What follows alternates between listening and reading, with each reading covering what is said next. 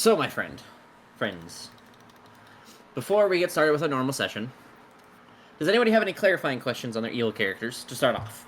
If you need to be dragged, you can let me know. I can drag you really quick. I want to get everything set up before we roll, because we're going to do good and then jump pretty much immediately into the evil side today. Should we move our characters into Ljos Novum game? I don't think I've done that with my evil guy yet. It will be, and this will also be in Roll20. Both of them will be. Same game, though, and everything? Yes. Okay. Because I literally, there's going to be a lot of times where I'm going to use the same fucking map for both sides, because there's no point of making a bunch of random encounter maps and, like, extra shit for you guys to have different maps. It's just, I'm going to be honest, it's just not time conducive.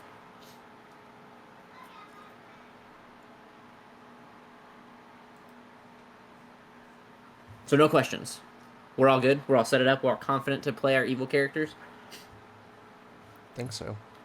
I'm ready. So, yes. Ready as all ever, dude. So my next Jimmy, question is, ready? are you ready, Jimmy? He's muted, so I'm assuming he's talking to his wife. Yes, I am good. I was saying that I was ready. I forgot that I muted because I was trying to work on my terrible accent for my character. Yeah. He was warming up. Me. Yeah, exactly.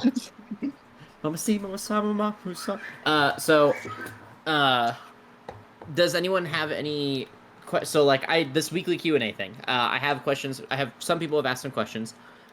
So Lewis and Andrew, you guys have not asked any questions. I'm also going to answer your question, Joe. I'm trying to formulate a good question. I would like you guys to ask a question at least by the end of the session, because I want us all to engage in this. I will. I'll think of something. Does Andrew, do you have a question? I feel like I already know the answer. Yeah, I know. I feel like I already know the answer to this, but how is the government like Ljos 1 at all? Like it's most like there's not one governing body. It's like each city has its own like area that it and governs no. in. So do me a favor, put that question in the weekly Q&A, because what I'm going to do is I'm going to answer it now, and I'm going to type it out later for you guys as well. So Actually, I do have a question. I just don't know how to phrase it. Okay. So there's Hold like on. 12. Okay, sorry. Write it down. You're good. Let me answer his question first before I lose my train of thought, because I'm already losing it because ADHD. So I'm working on this. I'm using the map that's already created, and I'm making my own version of the map. I'm trying to edit it and adjust it just slightly. This is a little too epic for what's going on right now.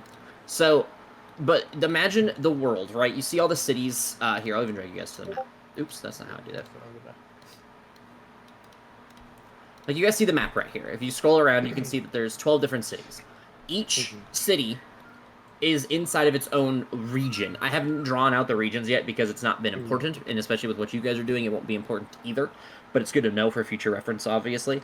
But imagine each city has, like, its own, like, border, and that's its region, is what it's called. Each region is owned or ran by the governing city within the region. So Idemar has a giant area that it holds, like, domain over. In that region, there are small local governments for obviously like villages and like local areas. Like imagine like the real world, right? It's divided into like little provinces and sections where they are their own local governments. But Idemar is the capital of the region.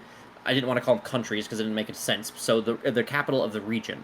They are the like prime government or like the head of government of that region.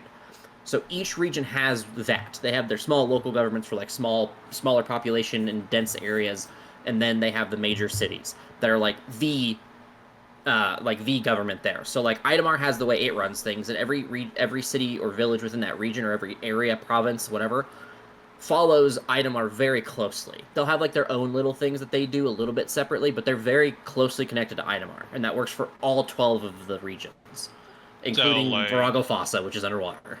United States, state government, and then like the federal government, I guess. Yes. So like it's kind of similar. Imagine like Idemar is the federal government, and then all the little provinces and sections of the region are the state governments.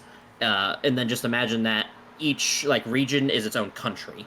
It's like its own version of the US rather than like they're all together the US. Now, to answer when Andrew asked, is there like a singular government. There is not a singular government, but there is a singular faction who I have not named yet, but I have a really cool name that I'm thinking about using. So I've called them in just like reference the Knights of the Round because that's who they're based on. They are 12 knights who are the head like representative of each city when it comes to uniting fronts and like working together with the other regions. I am thinking I'm probably going to name them the Zodiac Knights rather than the Knights of the Round. But I have to work on that. So something like that. But that's they're like, I would almost call them the like, they're like a separate branch. Like we think about the U.S. government, they're like almost like their own branch though. So like most of the regions, cities run their regions and their provinces where, you know, they run all of their law, they run all of their economy, they run all of the like important little niche things. But when it comes to like the greater world, like this is a world, all of Ljos is a world. The world is usually held together, and larger judgments are made by the Zodiac Knights. I'm gonna call them that because it sounds cooler. And they're the functioning like, I don't know what else to call them, like the functioning like representatives of the world, pretty much like the UN. Mm-hmm. And that's how that works. I want to call each area like city-states, but has there been like have different like areas like fought each other? Like is that yes like and no. So yes, in the concept that they have fought each other, but it's not necessarily been just over territory like typical world warring kind of things. The Zodiac Knights were put in place to stop that. That's their whole thing, is to make sure that everything is even. There's equity among the nations, and that people are able to do what they are specialized in, and that each region is able to keep control over the things that, you know, they're specialized to keep control in. It's like, you know, imagine Idemar was made up of electricians. The Zodiac Knights are made there to make sure that all the electricians can handle electricity. You know, and, you know, imagine Mobexis is the plumbers. It's kind of like that. They want to make sure that everyone can do what they're specialized to do. They're able to focus on what they can do to keep the world functioning at a, you know, a very normal level. Obviously, within each region, there's like obvious issues. Like everyone's heard me talk about how Pilshire is a little bit like under the table black marketed. So like every region will have its own like, you know, ifs, ands, and buts. Now, when you talk about if they fought, there is a blight, not a blight, a fracture. It wasn't blight. I don't know why I said blight. There was a fracture that happened where that'll be one of the stories that's explored, is how certain people in the world pretty much wanted to take advantage of certain things and take advantage and control the entire world. And so regions became factions rather than regions and started fighting and warring with each other because of that. And that'll be a fracture that's explored either on Sunday or on Wednesday. But when that happens, you guys will pretty much learn the story and also like tell the story so it can be told to the other party. It's pretty much what Ljos is going to be. Wednesday and Sunday, you guys are both going to be playing in the air quote same world. Pretty much if Wednesday plays a campaign, Sunday is going to hear about it in the history books, and vice versa. That was more or less going to be my question. What was each region's relations with each other? Like, does Idemar like Zupor? Do they like Gamkaram? Like, I have not decided that yet. I have thought about it. It is like in my notes to work on that. So it's something that's like in the mix of like how does each region kind of view each other region, and like what is their importance to each other in terms of like both trade relations and like you know, like negotiations and things like that. Like how do they work together, or how do they work against each other, or why do they avoid each other? There's no regions that necessarily like hate each other, not to the point to where they're like going to go, you know, march on each other. Though that does open me up to the concept where I probably will explore some of that later as I'm thinking more about like how to deeply evolve and create like world government, or, you know, regional governments and things like that, where maybe now they will become like their own, because they do each have their own armies and stuff like that. But I haven't thought about like it becoming like a real world where there's like warring factions and stuff. But I'll probably evolve into that over time. Right now I'm just trying to focus on more the base world building and like what exists and how to make it like attached to everything. So I haven't thought about like, you know, all the weird little niche things, but I've thought about quite a bit of niche things, to be fair. So I haven't thought about that answer yet. But the answer is being worked on for you, Lewis. Okay, should I think of another question, or I mean, that's up to you. If you want something that you can actually have a tangible answer to, that'd be, you know, good for all of us, because it helps me, you know, even if you come up with another answer that I don't have something to, one, I could come up with it, because that puts it on my radar to be like, okay, I need to work on that so I can answer them. But also, it gives you guys a tangible answer to help build your knowledge of the world, so you guys are comfortable interacting within it. Because again, my goal for Ljos over time, because obviously we were kind of thrust into this really quickly, is kind of to get you guys comfortable to a point to where when you guys interact with something in the world, like, and I give somebody like a little bit of world lore knowledge or something, that person, or like even your players, as players, you guys are like, oh, this is how my character would explain that, and they explain that to the party, and I'm not there to, here's what that means, and then you have to like either go back and repeat what I just said, or say, yeah, what he said. That way, all I have to do is to interject is just minor corrections, like, hey, this was actually what that is. Like if you either misspoke or misunderstood something that was explained to you at a point.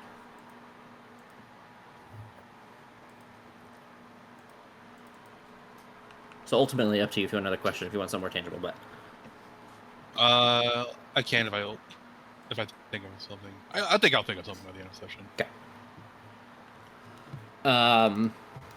Go ahead and type your question that you already asked in the weekly, so I will pretty much say what I just said. I'm working on it, and then I'll probably send a reminder to myself. And then Joe, you had a question that I told you I was going to answer. Yar. Here we go. Okay, hold on. I had to remember what it was, because I forgot.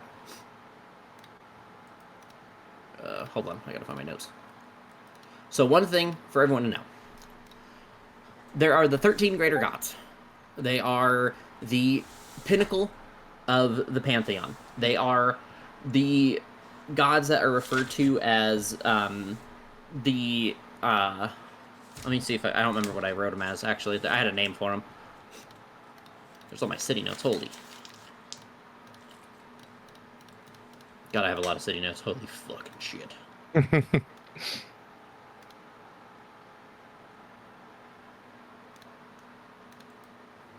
Give me a second, I'll work on it. There's a lot. What the fuck? Sorry, I forgot I built the thing. Where the fuck did I put it?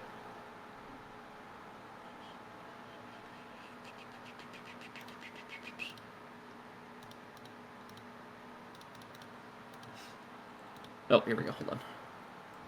Here's my god notes. Hold on.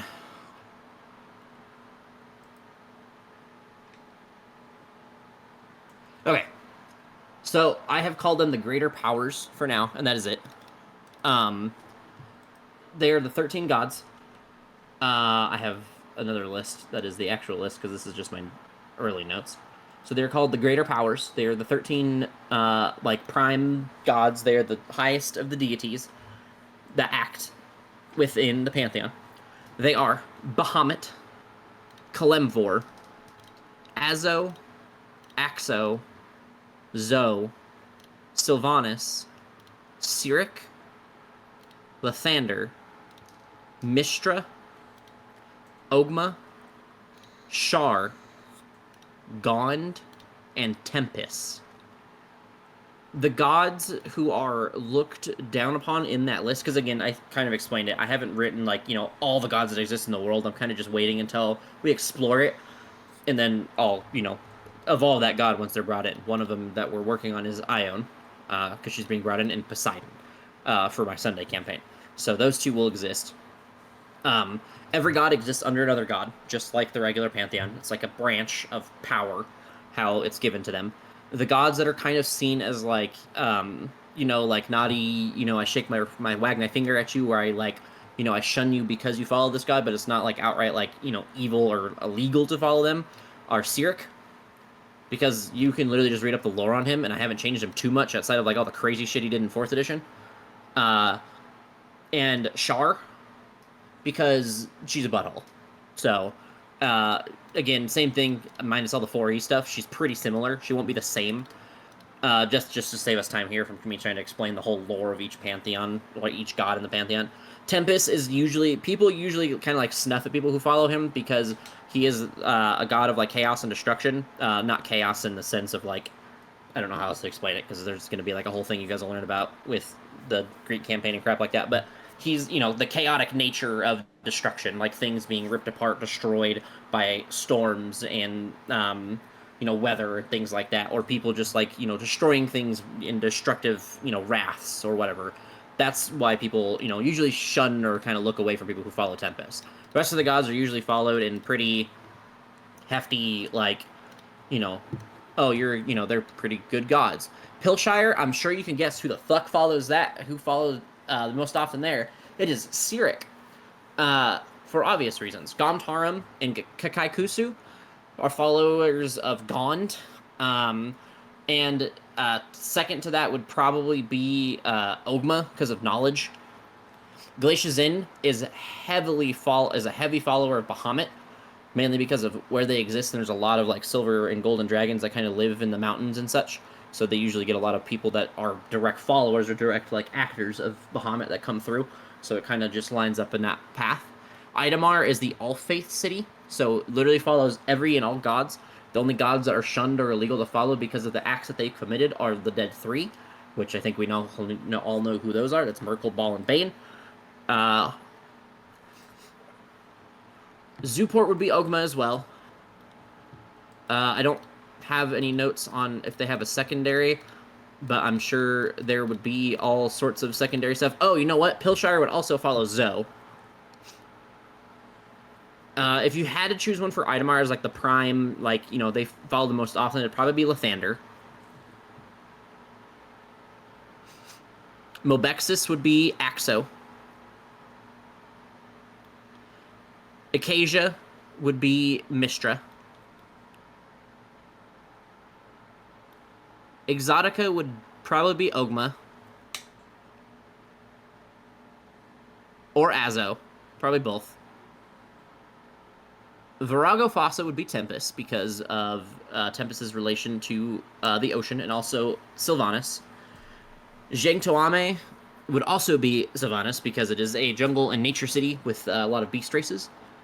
Blaive probably would be... There's not really one on this... I don't have one on this list that I can see, and they don't have one listed. I would probably say if they had to, like, be one that'd be the closest to them, it would most definitely be probably Zoe or Tempest, because, like, they're all about fighting and, like, honor through combat. But Tempest is more about chaotic and destruction and, like, just destructive nature. So probably more towards Zoe, who's the god of free will. What did I miss? Did I just miss Mobexus and Zuport? That's it? You said Mobexus was... Azo. Axo. Yeah, Axo. And, or Axo. Yeah. Axo is a god of balance, if that helps. So Axo and Zoe are the three gods that I made. Azo is the god of emotion, the god that cried. Axo is the cosmic scale, and Zoe is the god of free will. Zuport would probably... that's a really hard one. I'd probably put under Axo, because they would see him as, like, balance and trade, which is what Zuport does really well. You could also say Ogma for, like, knowledge and trading knowledge and such.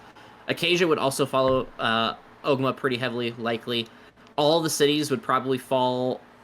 all the cities would have probably some sort of, like, temple or, small area dedicated to Kalimvor, because Kalimvor is the god of the dead, and when I say the god of the dead, like, he is, when it comes to death, he is the prime dealer with death. When it comes to souls passing on, where they go in the afterlife, the aspect in which they died, their fate to die, their fate of coming back to life, etc. Whenever they pass to or from the plane of death, like, which is, like, not, like, its own place that exists, like the plane of death. It's just like I don't know how else to explain it, like, almost like a gate that they pass. He deals with it.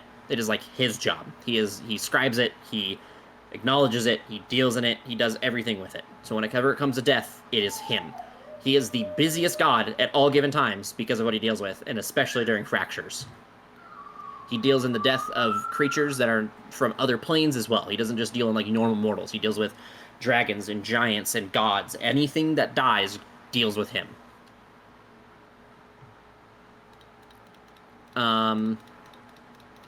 Char would probably be like hidden followers because again she's one of those shunned ones. I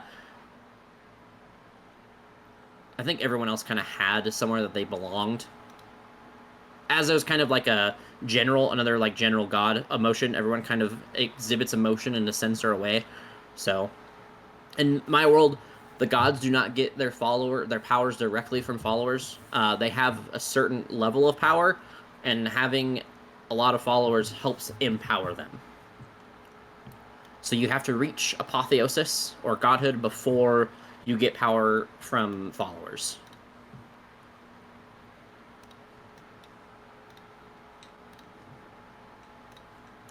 I hope I answered your question. Yes. And I'll have to review the video and like jot down specific notes and details. But yeah, thank you. Yeah, no problem. Is there any other quick questions before we get into the rest of the good guys today? Not at this moment. Fantastic. So we played 2 weeks ago. We were supposed to play last week, not hell, but like just in general. But then Foundry fucked me, nice and hard, without any sort of lubrication, and I was very upset about it. I spent 2 days trying to fix that. So good news, it's fixed. The next 2 weeks, because it's the next 2 weeks, Jimmy. I'm bad at dates. You're muted, Jimmy. Yeah, May 25th. So it'll be next week, Yes, and the 2 week weeks. after, where we will be playing in the other campaign, and then it will be set up now. So, yeah. I do have to unpin that join link now that I'm thinking about it. ADHD's getting to me. Never mind. I didn't pin it. Sweet.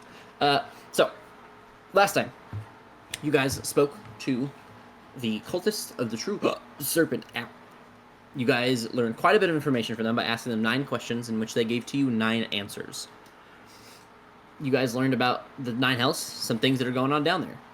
You were given a handful of magic items, and you have chosen to take the Order of the Keepers and their follower of Axo with you. You guys were on your way to meet with a man named Traxagor, who was the man you first met when this campaign started. And these are my notes.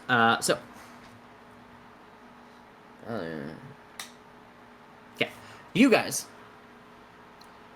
are shepherded into a room where you see a wizard hastily writing down notes, running from what looks like a chalkboard to another chalkboard to another chalkboard, taking down quick notes, flipping open books, flipping them closed and opening other books. You see him waving his hands as you see more books fly open and close and move around and shift places, as if he is somehow able to pay attention to all of it all at once.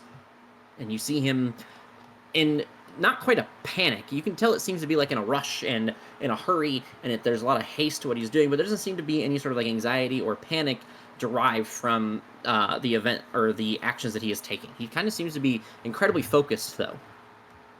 Iomo steps in, and she just looks at all of you guys, nods her head, and says, "Good luck," and then closes the door behind her. And you begin to hear him mutter to himself, as he is constantly in between. Excuse me, sir. We came to see you? Huh? Oh, yes. Nice to meet you all. What were your names again? I know I don't recognize any of you. I'm going to just be quaint with it. No worries, Mr. Traxador, sir. My name's Remus, and I guess you're sending us to hell? Oh, yeah, that's right. Oh. Damn. You see him stop in the middle of everything. Alright, well, I guess I should probably get to work on that then. Well, I don't know how much they told you about your, well, trip to the Hells. And, hold on. I'm trying to see if they have a good picture of him. That's not a him of an otter. As you see him kind of flipping between some books. You see him moving things around, shifting things, kind of placing tables and stuff, moving them around, both with a mixture of magic and him physically moving them. And you see drawn on the floor what looks like a large, like, arcane symbol, just drawn or etched into the very wood of the floor below you guys. And then he kind of waves you guys back. You should probably step away from that. Okay, step away. Big old step. Yeah. Well, I don't know how many of you have ever traveled the plains, but it is usually quite an easy situation. It just usually requires a bit of knowledge in the arcane arts and maybe a spell scroll or an item or object that will allow you to do it. But for some reason, traveling to and fro the hells in this world as it came is complex. The runes and sigils that allow you to travel between the planes when it comes to the hells are incredibly altered, changed, and entirely new? I had to literally, and then he kind of just generalizes the entire rune, create this from scratch. Could I look at the rune and see if there's any symbolism or anything that looks recognizable to it? What are you looking for specifically? Just try to understand the arcanic symbols or the connections or what might have been used to create this portal. See if I could just understand it exactly and how it differs from other arcanic runes I might have seen before. Given your experience with magic so far is mostly in just kind of reading it in passing and maybe witnessing it from other people, you don't quite understand everything that you're seeing in front of you at the given moment. In reading his runes and sigils that he's drawn, you are completely confuddled. You've never heard, seen, read, drawn, dealt with anything that looks like any of these. They look, as he has described it, entirely brand new to you. All right. And so the complexity of the runes, and he begins like walking around and pacing as he stalks, have caused it to create some sort of backlashes and difficulties when traveling. I have accidentally sent a goat or two to different planes, and they have come back. One came back on fire. One came back, I believe it was drowned. Lovely. I'd rather not drown. No. I think I have figured it out now. The worst case scenario is you end up in a like a pit of lava or something, and it will be quite painless at that point. Yeah, that sounds better, bud. No, it doesn't. That was sarcasm. What's sarcasm? Oh, I thought you were. I thought all of you were joking. adventurers. I figured you'd have more fun delving into the unknown and the wild and fantastical. Anyways, gather around, hold hands, hold each other's pockets. I don't know what you all do on this plane to gather around and hold each other comfortable. But do it. What do you mean by this plane? I have a question real quick before we continue. He kind of says, he doesn't like it. He acknowledges you, but you kind of hear him do like that, kind of thing, but like with his lips closed, like a hum, like, as he's kind of doing his actions. This is outside the game. Were we? Oh, okay. Has a week, like, did the week pass? Were we supposed to, like, meet with, like, the healing people, the caravan or whatever, and shop and all that? Did I miss that? Yes, but no. Yes, in the sense that I dealt with it, and I tried to get you guys to deal with it throughout the week, but no in the sense that if you need to take care of something, we can try to deal with it.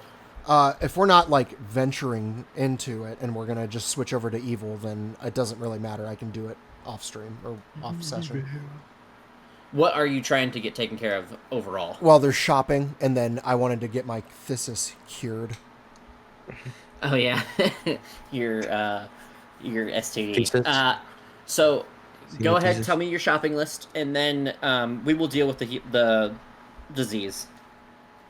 The shopping list was, you said, are we getting rations?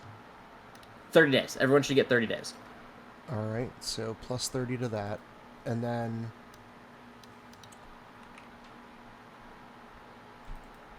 Shit. Oh, and then I forgot to look at that because I was doing other stuff, so I told you I'd look at something and I didn't. Yeah, it was, So- I totally forgot. all good.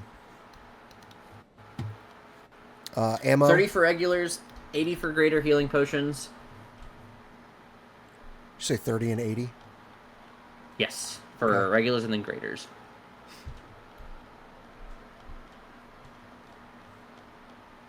I'll eventually find heavy arms because we've posted it here. There it is.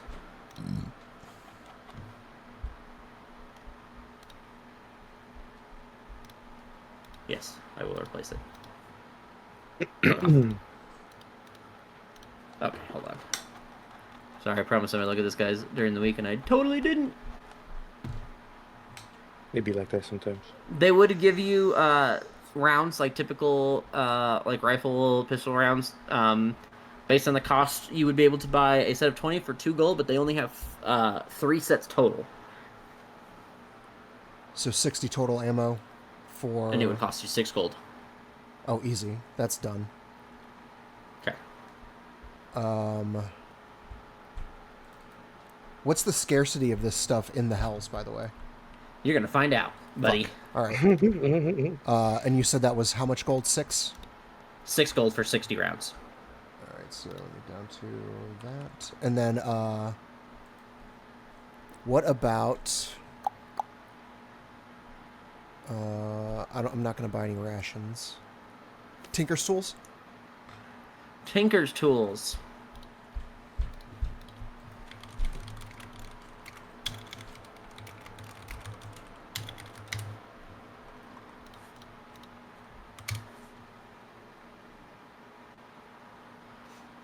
They would give you a set for 35 gold pieces. Oi. You can tell it's a little bit of an older set, though. It's not a pristine, brand new set or anything. Am I able to craft or infuse ammo with Tinker's tools eventually, or if I...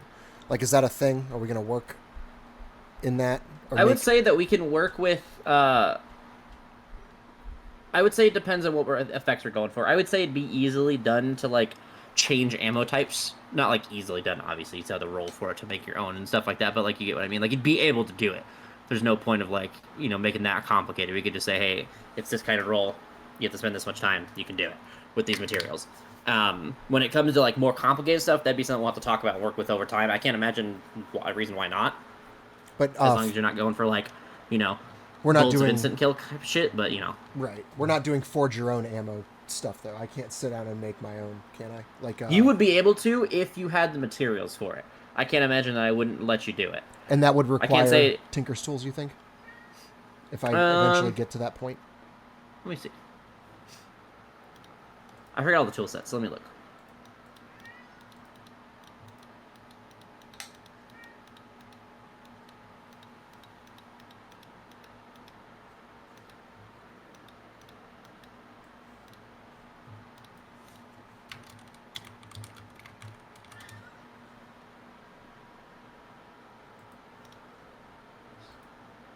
I'd almost imagine that you could do it with a... Oh, hold on. Smith's tools or Tinker's tools. All right. Because Tinker's tools in the 2024 manual does say things like muskets, pistols, you know, a bunch of metal, random crap, and then Smith's tools is like your weaponry, like your actual weaponries, and then like sling bullets, and you can make ball bearings and things like that. So you know that's kind of the same concept as. I will take the set of ammunition. Tinker's tools, Okay. and I will take. Let's see. You said 80 for the.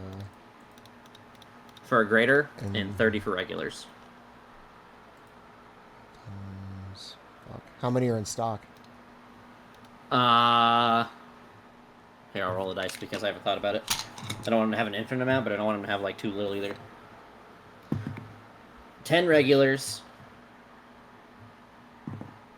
3 graders.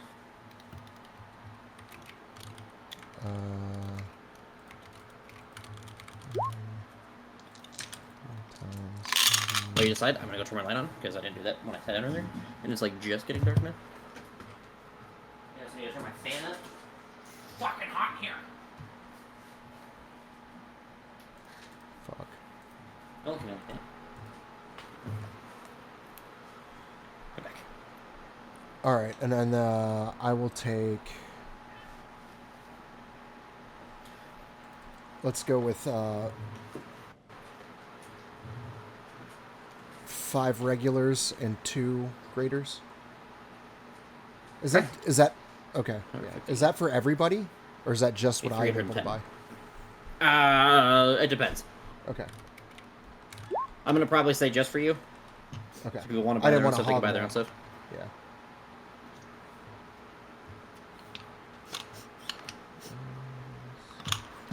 And can I sell? That's how much that would cost.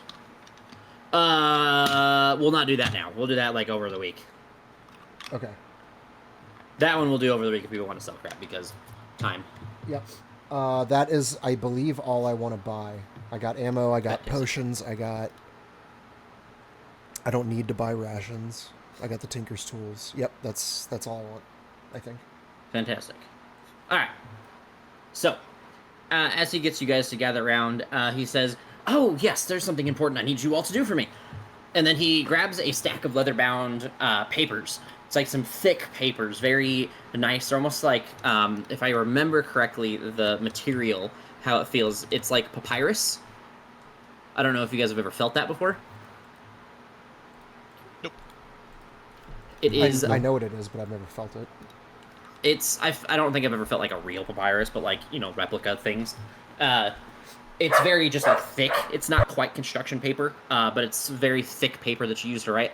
He says, this is inscribed papers.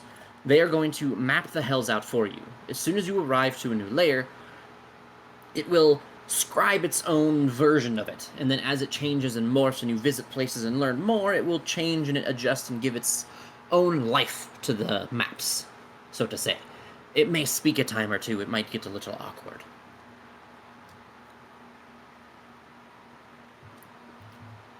I do have a question. I believe, and correct me if I'm wrong, everyone, we said that we were going to be traveling with someone from the Order Keepers. Are they going to meet us down there, or is somebody here with us that I forgot walked in with us? Oh, God, they didn't tell me they were bringing another one. And then he kind of goes, he turns around and he starts like scribbling in a notebook and starts writing a bunch of stuff down. And he points over to a table. Take one of those as well. It's a sending stone. They told me to make sure that it's linked to here so you could speak with them. It only works once a day and it doesn't go very far. And it struggles once you get past Avernus, but it's there and adjusted. They told us that scouts were ahead already in the hells. Is there any particular place we should go first? We haven't heard back from them yet, and that's part of the problem. Man, they are really leaving you all in the dark, aren't they? I guess they're leaving me in the dark, too. I mean, is there anything you can tell us? Yes, no, maybe. No, yes. I don't know. My hells and these hells are not so indifferent, but they're also different entirely. It's hard to explain unless you're very versed in the arcane.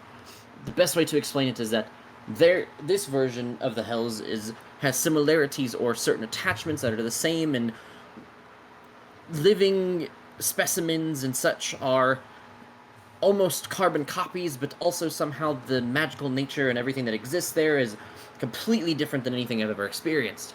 From what I understand, the hells are constantly changing and moving and shifting. You never know what time of day it is there. It's constantly hot, unless you're in a couple of certain layers. Then it's constantly cold, is what I think I've heard. And then there's also the matter of the different locations within each of the places and how the points of interest there are, and from my knowledge, they're completely different and aside from the places that I traveled and were knowledgeable of and from my version of the hells. There seems to be one important similarity that I must warn you heavily of. The river Styx. It is a mighty river, a dangerous river. Do not touch it. Do not drink the water in it. Do not get any of it on your skin. And matter of fact, unless you have some way to protect yourself from it, do not go anywhere near it. Because if you happen to find something big enough to throw you in it when you are near it, it will. Because what it does is the river Styx will eat your souls and memory, and it will turn you into a little devil creepy creature, and then you are stuck as this weird ball of goo that travels the 9 hells.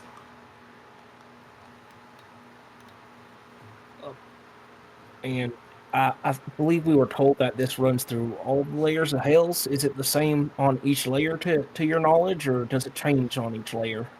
I do not know. I do not know much more than the layer of Avernus and everything that exists within that layer.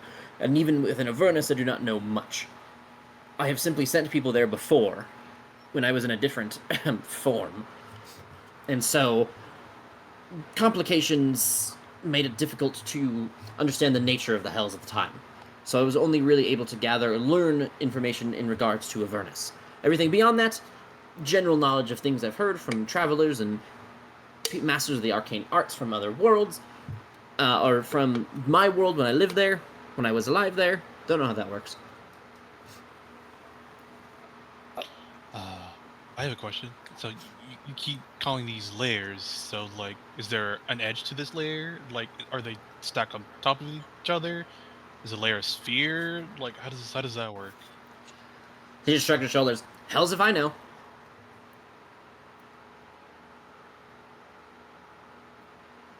You see him scoff at you guys for not acknowledging his joke. I mean, yes, you're full of hell jokes because we're going to the hells. Unless you want to come with us. I'm good, thank you. I have much to do here. We can see that. And it smells down there. That's a smell in here. It smells like ink and paper. And maybe a little bit of dust. Okay. Is there anything down there that you'd want us to take a look at that you're wondering about while we're down there, if we have the time and safety? I think with your goals in mind and the papers that I gave you, I think that is quite enough on my end. I am simply meant to send you to the hells and bring you back every once in a while. That is it. So, with what you will fetch me, I believe that you can call us more than even.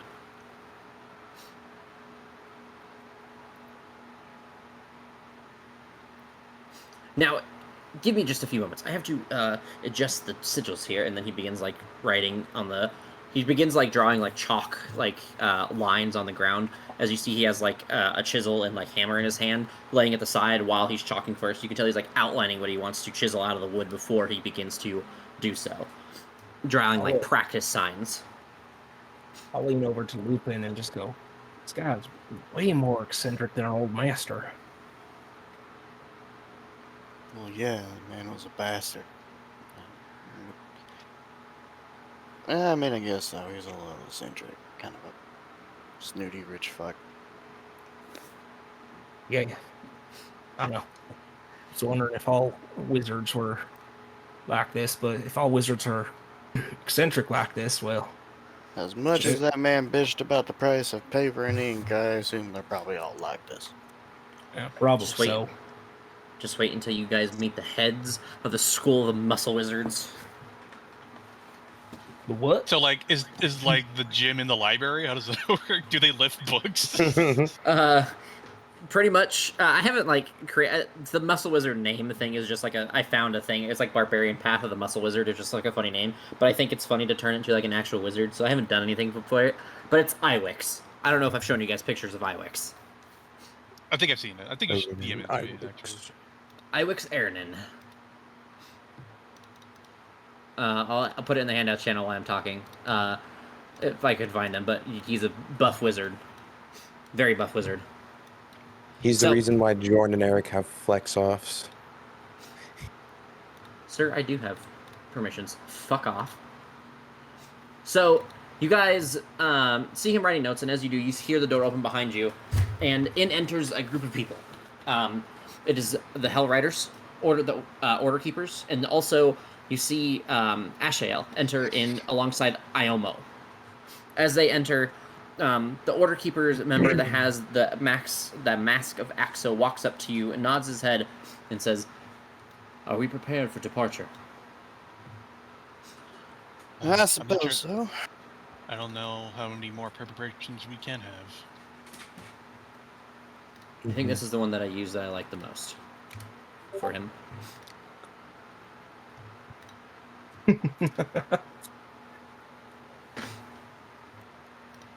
That is Iwix Ernan, the first of the generation of muscle wizards.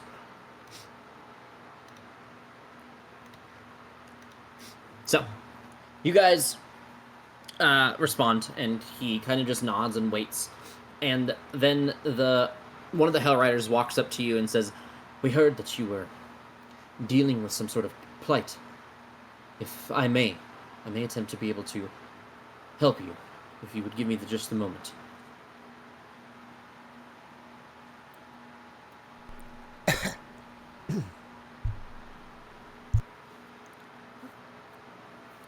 Is that a yes? Yeah. Yeah, bud. He takes you aside and begins like performing an examination, and you see him like writing down a couple things, and he pulls out like a spell scroll and begins to kind of focus and trying to find the right like order of things, and you see him piece together what you can only imagine to be like a set of healing magics combined together to create some sort of like healing, like more powerful healing ritual that removes your disease. Yay. Ashael walks up to you all, nods her head, and says, "After you have all been sent there, I will follow. And we likely won't cross roads often, if at all, but I still have a mission that I need to accomplish while I am down there." And the leader of the Hell Riders steps up, and I'll follow with her as well. We have a mission all the same. Whether with your help or not, we need to make sure it is accomplished. Ashael, is there any place in particular we should go first? She sits there and thinks for a second, and then she looks to Iomo. "Iomo, do you have a list handy of the things that you would like them to acquire for themselves and yourself?" Iomo sits and she says, "I don't have an exact list, but there are some things that you should take notes on if you are already, that I think you should pay attention for. Keep an eye out and attempt to gather, as it will be, I believe, incredibly important to your success while there."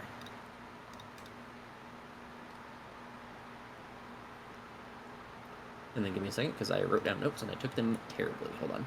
Let me separate these so I can read it. Right. 5 bananas, carton of milk, Bottle of rum, a kitten. ooh, cat. Alright, you guys ready? Number 9.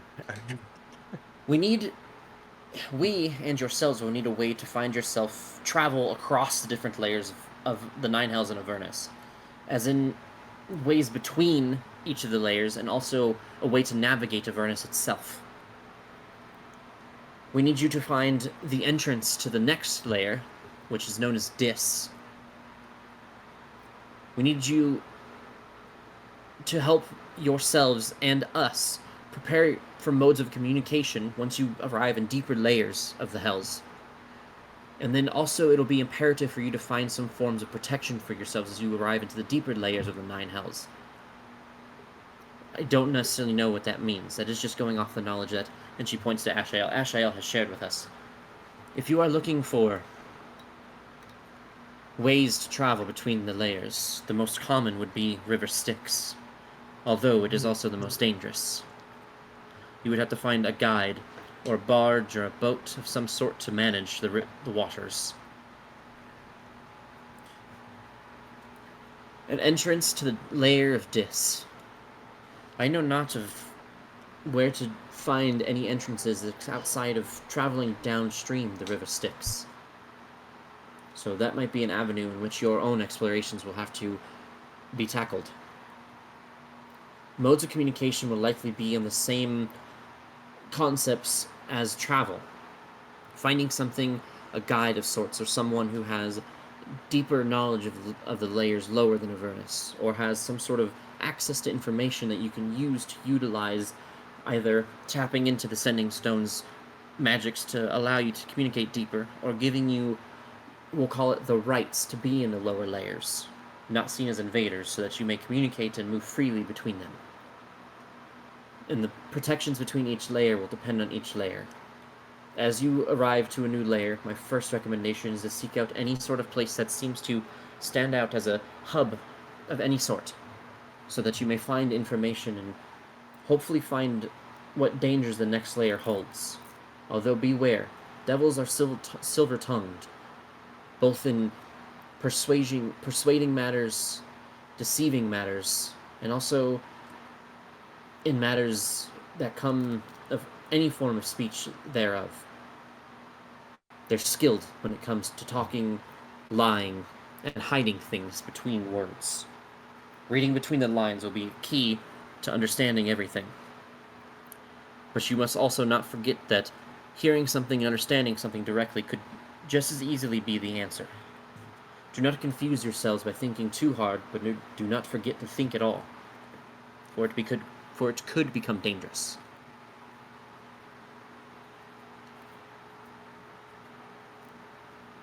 There's a few locations that I can think of on the layer of Avernus where you might be able to find aid, assistance, what the fuck?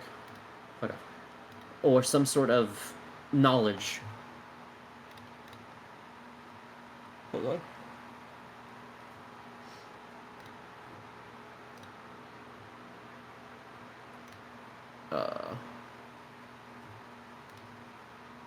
Give me 1 second. There are a handful of important locations. Obviously, the river Styx. There's a place known as the Bronze Citadel, although I'd be wary of traveling there, being careful, for the Archduke herself resides there at times. There is a place that you may be able to find a large collection of devils, which could be advantageous or dangerous, known as the War Slough. There's another place known as the Pile of Skulls.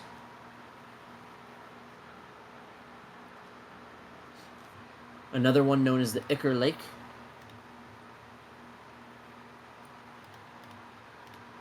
One known as the Canyon Trove.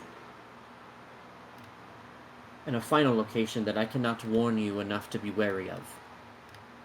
It is known as Tiamat's Lair.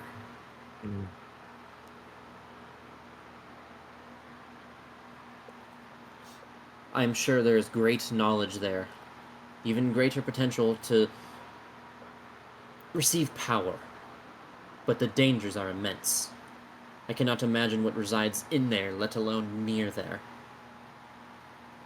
I have only seen it from a distance, and there lives at the base of the mountain a skull the size of the rest of the mountains that surround it. I don't know if you've ever seen a skull the size of a mountain, but it is terrifying.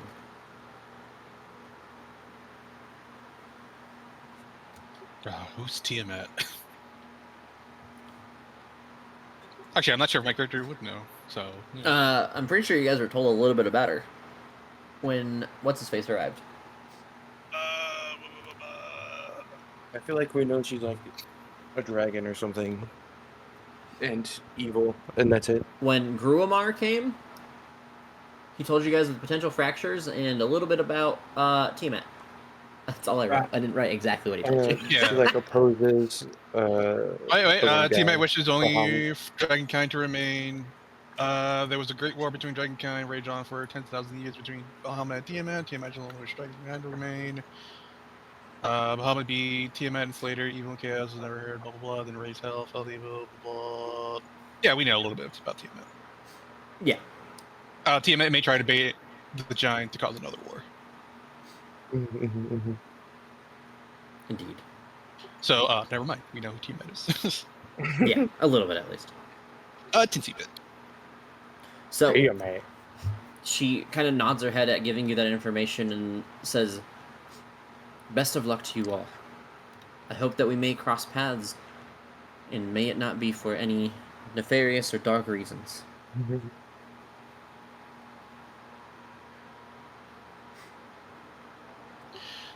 Good luck to all of you. The Hell Riders and Ashael nod their heads at you, and then Ioma walks up to you and says, "There is one more key piece of information that I wish to give unto you all. It seems as though there are going to be individuals similar in task to you traversing the Hells. We attempt to reach out and we attempt to learn of them, but any form of scrying or divining upon them has given us nothing, as if it's being impeded or blocked by some sort of being. So I would only be wary. So you don't think that these folks are going to be any type of allies or anything? I have no inkling or clue as to what they could be. They could be great allies.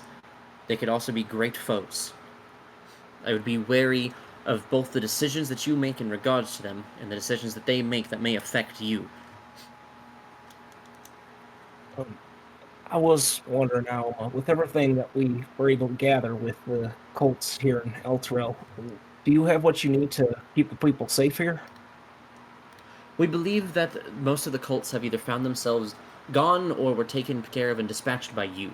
While there is a handful of individuals that remain, we should be able to take care of them swiftly and justly.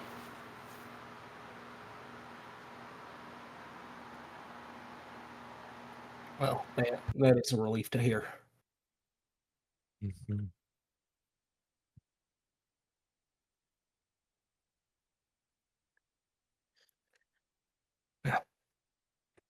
I don't know if there's any more putting it off. Are you guys feeling ready for whatever the hell might happen? I punched my brother again. Ouch! Damn!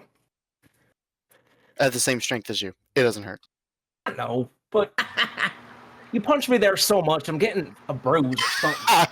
I mean, it is true. I can see kind of a dent there.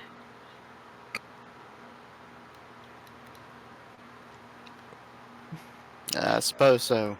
Well, no sense putting it off any longer. I guess time to dive headfirst into the hells.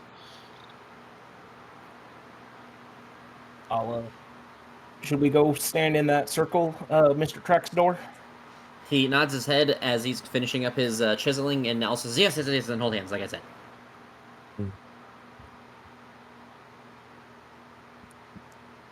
All right. Well, nice knowing all y'all. We're not dying. Oh, only if we Not show yet, up in at a least. pool of magma.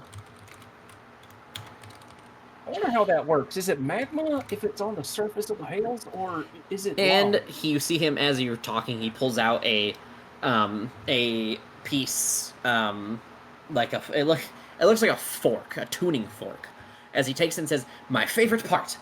Are you all ready?" And then he doesn't even wait for you to answer. He just takes it and he rings it in the air, and you hear this light hum vibrate outward as you see the world begin to shift. A light emerges from each little carving into the wood floor as you see this bright light kind of encapsulate all of you, and you become enveloped by it. And suddenly the bright light turns into a great dark beyond, filled with jagged rocks in distance and red lightning coursing through the air. As if the sky is filled with blood, you hear screams in the distance and you hear blades clashing, but no battles in sight. You see fields beyond you, both dry and arid, dangerous, but somehow soaked in the blood of all the creatures that may have fought here in the past. You can see that there are remains of battlefields that scar the entire landscape. It reminds you to be vigilant.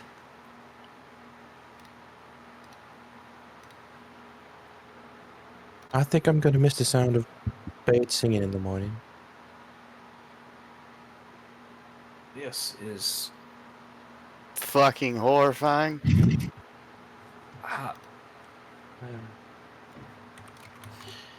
It's worse than I could have possibly imagined. this is just the first layer.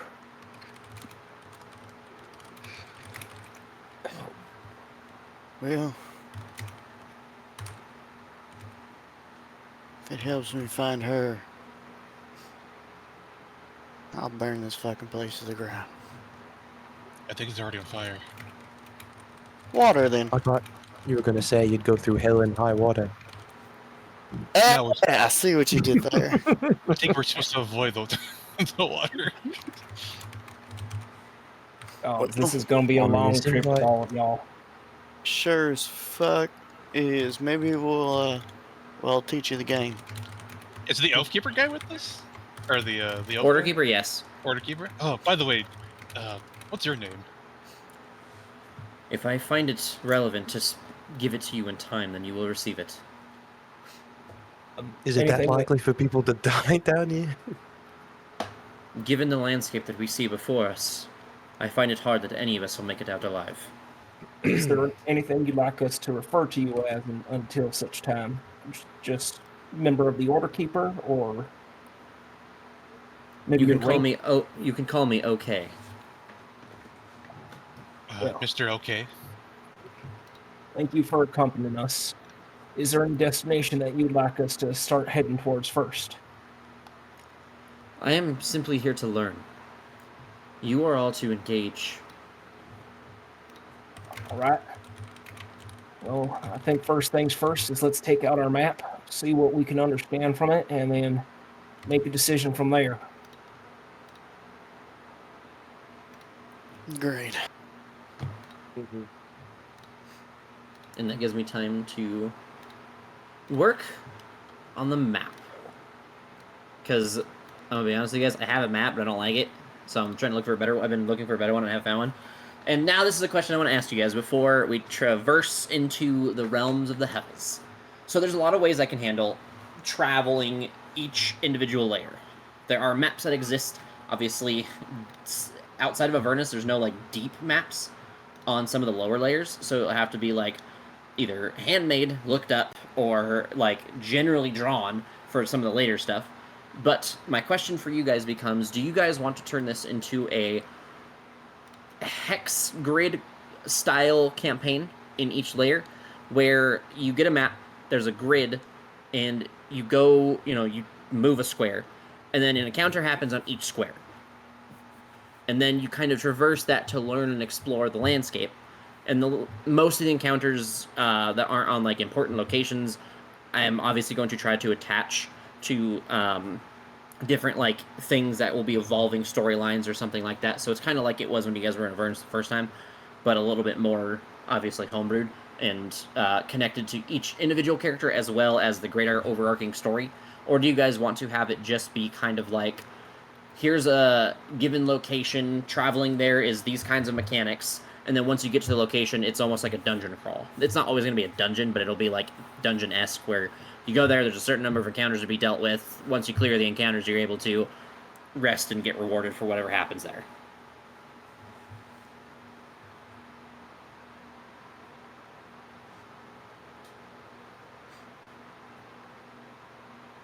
I think since it's similar to what we did last time, maybe the hexagon traveling map might be good at a start, and if we see any problems or have any issues, we can talk about it after some time of getting some time to travel with it. So the reason I asked is because you're going to spend quite a bit of time in Avernus. Avernus is going to be my testing layer, which means once we commit to one thing, I'm not switching until we get to another layer, because it's just hard, obviously. Like, there's a lot of mechanics and things to involve in that, and to be able to switch it mid, like, traversing a layer, it's going to be difficult. That's why I'm asking you guys before I commit to one or the other. Obviously, the encounters themselves are already, like, taken care of, so, like, once you get to a location, that doesn't change at all. It just changes how you explore and traverse the terrain itself, like, between layers and the random encounters and such. I wouldn't mind trying the hexagon. I kind of liked it in the previous campaign, so if we go through this and we don't like it, we'll just switch over when we get to the new layer. Okay. I agree. Okay. Joe, Sean, do you guys have thoughts or opinions that... Hexagon sounds good. Yeah. Joe, do you... Okay. Alright, so I will make a map. I think I found one that I did enjoy quite a bit that I will try to use for Avernus. I don't know where I fucking put it, though, so... It'll take me like 8 years to find that one, but when I find it, I'll probably post it. See what you guys think of it overall. I will not be able to replicate it, I promise, on any of the other maps, because I can't draw for shit. So, that's the thing. But, do you guys have any questions remaining? Because this is our send-off. This is the last bit of good character until, so the plan is you guys are going to do Hell, the evil guys, not Hell, the evil guys, and you're going to get to Avernus and do a little bit in Avernus, then switch back. You're not immediately switching back once you get to Hell and the evil guys. think I'm good here. All right, Gordy. Pick a direction. We'll go that way.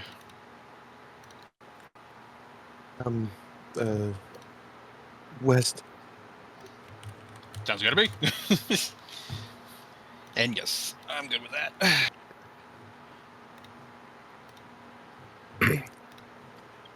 Yeah. Alright.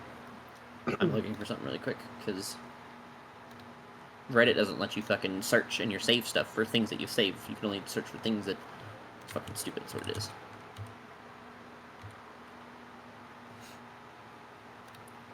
Yeah, it's so dumb.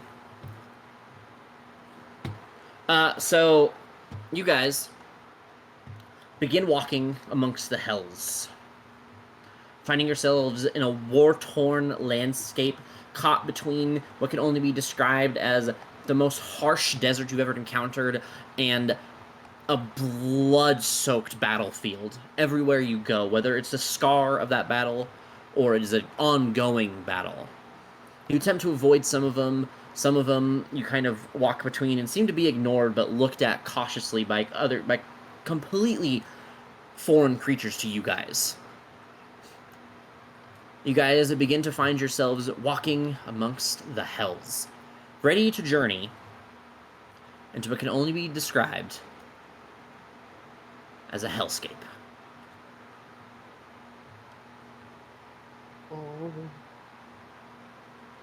I didn't leave the campfire going up north, up top.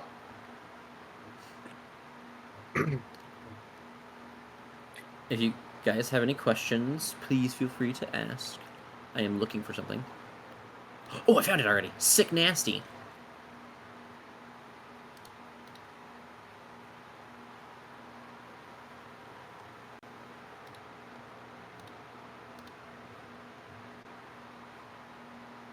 How do I download this? Like that! Hold on, I found it, now I'm saving it so I don't have to fucking find it again. Give me 1 second and I will share it with you guys. Here. I'm gonna save this one too. Okay, now the question becomes...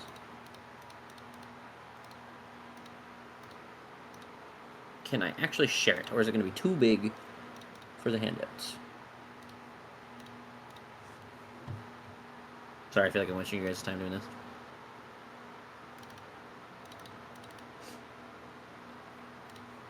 Please work. Let me post it. Oh, it's only 6 megabytes. Let's go. That is the map I found that I might use for the hex crawl. Nice.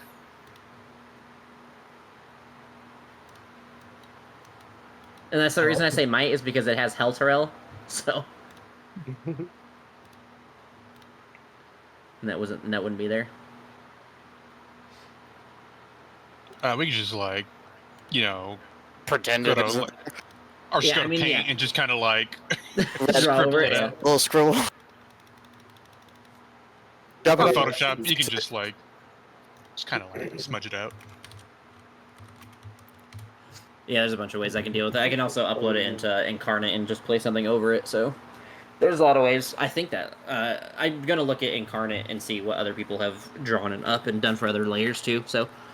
We'll figure it out, but that is the first one I found for Avernus that I've liked the best by a long shot in comparison to other people have done, so...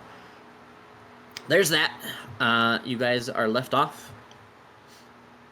Transitioning into the evil characters. So let me,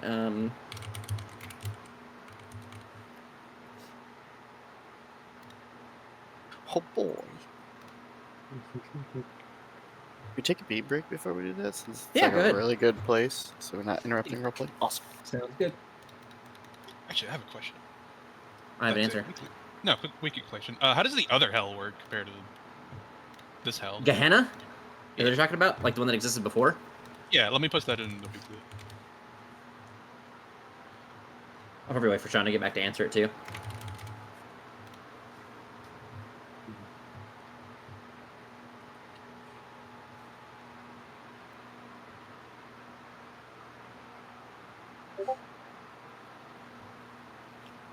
I spelled that right. Gehena. It's 2 N's. 2 N's. Yeah.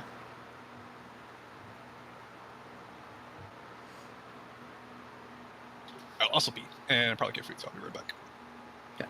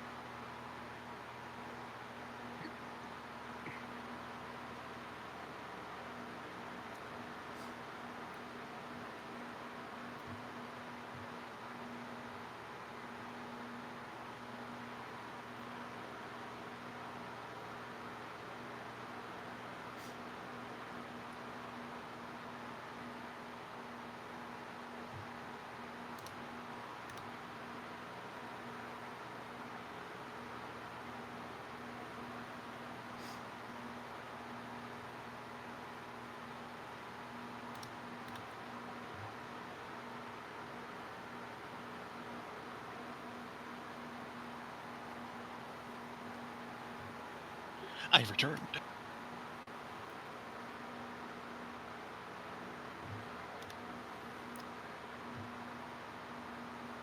What?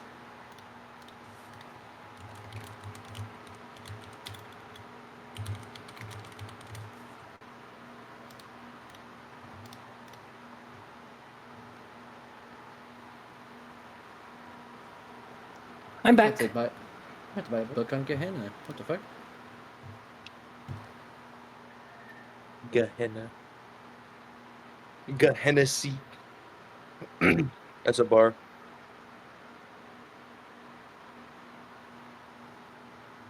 It's a bar.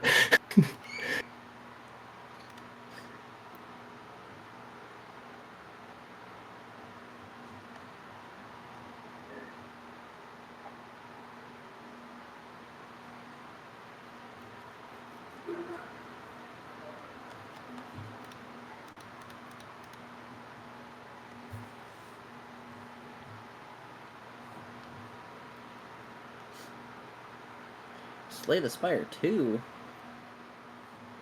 I love it. It's been out fun. on like early access. Oh, I It's played that like almost 6 hours ago. Joe. I play it a lot. played almost every night with my brother. We came so close to beating Ascension 10 together. I'm trying to convince Andrew to get it so he can run it. I'm not. Why are the recent Super reviews good. mostly negative? What the fuck? Because I think if it was review bombed, if I remember correctly, for something.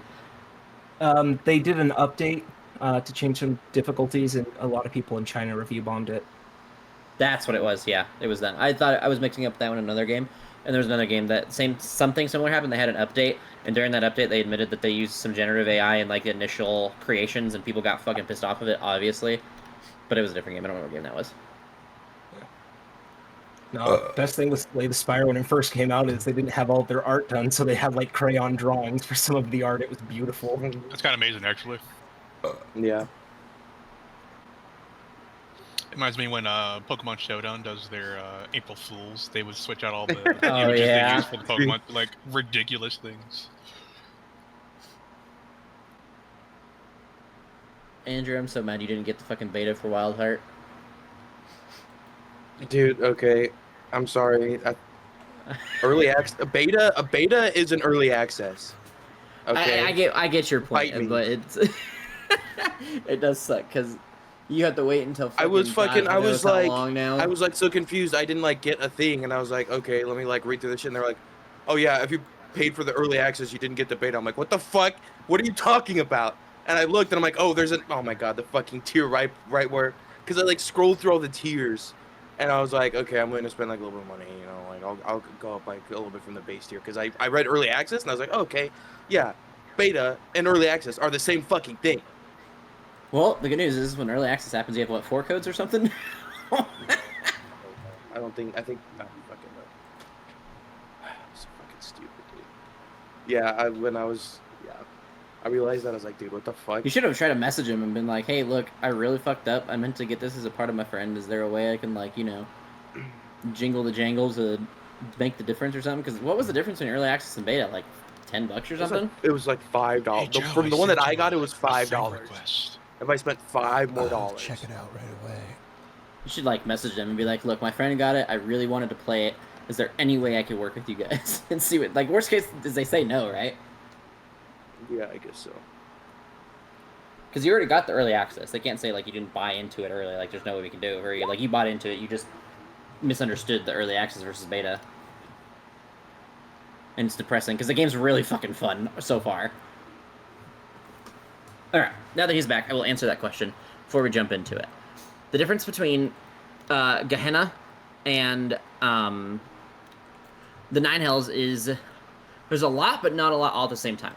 So obviously the way that it works is like immensely, or how physically how it's built is immensely different. There are 4 layers of Gehenna, and they are not necessarily like tiered on top of each other. They're more like a set of like volcanic mountains that kind of rest in a way that's almost like a diamond, where there's one, you know, top, there's one that goes kind of lower down to the left, there's one that goes down to the right of that first one, and then there's one that's at the bottom of them all. They get progressively like deeper and different as you, you know, follow them. Gehenna works a lot differently, and also in the sense that the Hells is meant for lawful evil creatures. It's meant for creatures that have their souls consigned there because they either made a deal or did something that was super specific that made their souls go to the Hells. Gehenna is less of a specific location for your soul and more of like a, this is your placeholder, place for bad people. The worst of the worst did not go there, but the best of the worst in the scenario that they were really good at getting away with the things that they did. So like there was no evidence necessarily to secure that you had such an evil soul. That's where they went. Another thing to compare it to is also how the Abyss has demons. So there's 3 types of fiends: devils, demons, and Yugoloths.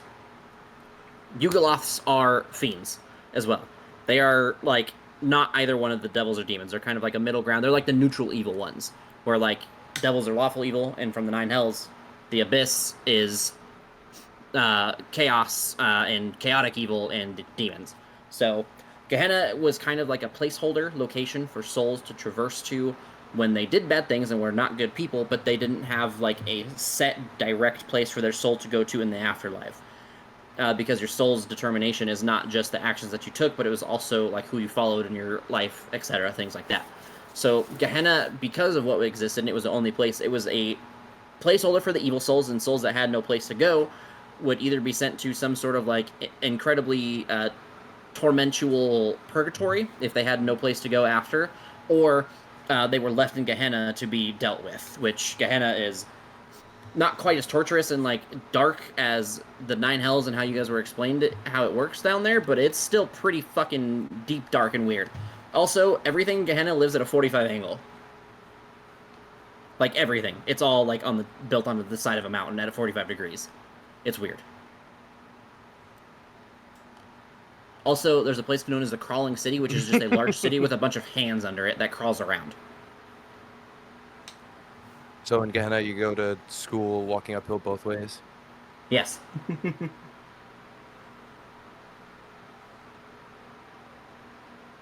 I hope that explained it. There's not like, it's not insanely deep what the differences are. Also, the ruler of Gehenna would technically not be Asmodeus, but it would be Hades. Because if you guys don't know, Gehenna is based on, Greek mythology too. Okay. It's okay, because I have heard Gehenna before. It is attached, so prior research or whatever. In typical D&D, not in this world, at least not yet, it is, Gehenna is also attached to multiple locations across the plains. It has it has its own river Styx, and that flows to the Astral Sea. It flows to the Nine Hells, and there's like another place it goes, and I forget. It also has Tartarus in it.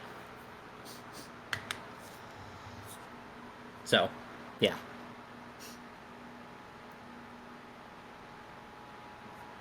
Interesting. Thank you. Yep. Are we ready to transition our characters? Boys and men. I mean, I want them to stay as men, but, we're all transformers and women. That's okay by me. So, you guys can go ahead and place yourselves on this map if you wish to have, like, a denotion of location. Here. The base of this mountain in the trees just above the river.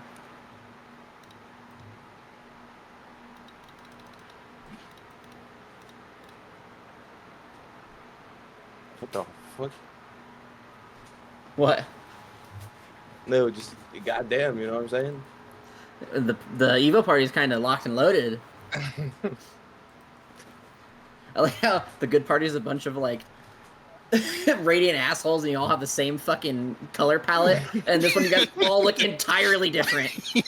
It's kind of crazy. Alright. Like, that's so fucking wild to me. Like, the good guys were like, oh, you know what, we should share a color palette, and then the bad guys were like, I'm gonna be completely unique.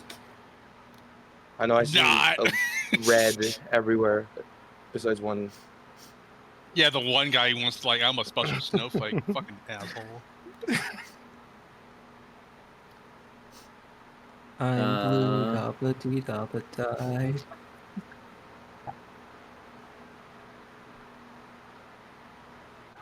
Hold on. I am looking for something that I put in Roll20 that I cannot find. I know you're, oh, God. The giant race. I don't know why they're slipping in my Goliath? mind. Yeah, Goliath. But you look like the blue guy from God of War. Little dwarf guy. Sindri or the other one? Or I meant the same thing. The one that's blue. They're both blue. There's Sindri and then his brother, and I forget his brother's name. Well, no, in God of War, one of them was, just, not blue. The other one was just, like, normal skin tone, I guess. I'm pretty sure it was Sindri that was blue, because he didn't protect his skin. Brock. Brock. Brock's the brother. Yeah. Brock was blue. Sindri was the germaphobe. Yeah, that's what it was. Oh yeah, he has normal skin. He's like a normal skin color. I think in the actual mythology they're both like blue.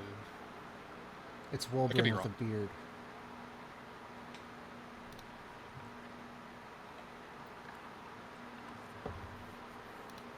No, where the fuck did this go, man?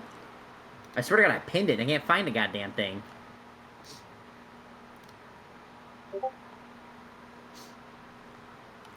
Fuck you guys. So one thing, though, I do want to talk about is you guys understand this is going to be a much darker version of the story that is being told, correct? Like, we understand that? Yes. Well, yeah. Okay. I just want to make sure that's understood. That's a I think we all really know- cool bow design. I think between all of us, we understand each other's, like, limits, too, so obviously we'd stay within those things and not get weird outside of that.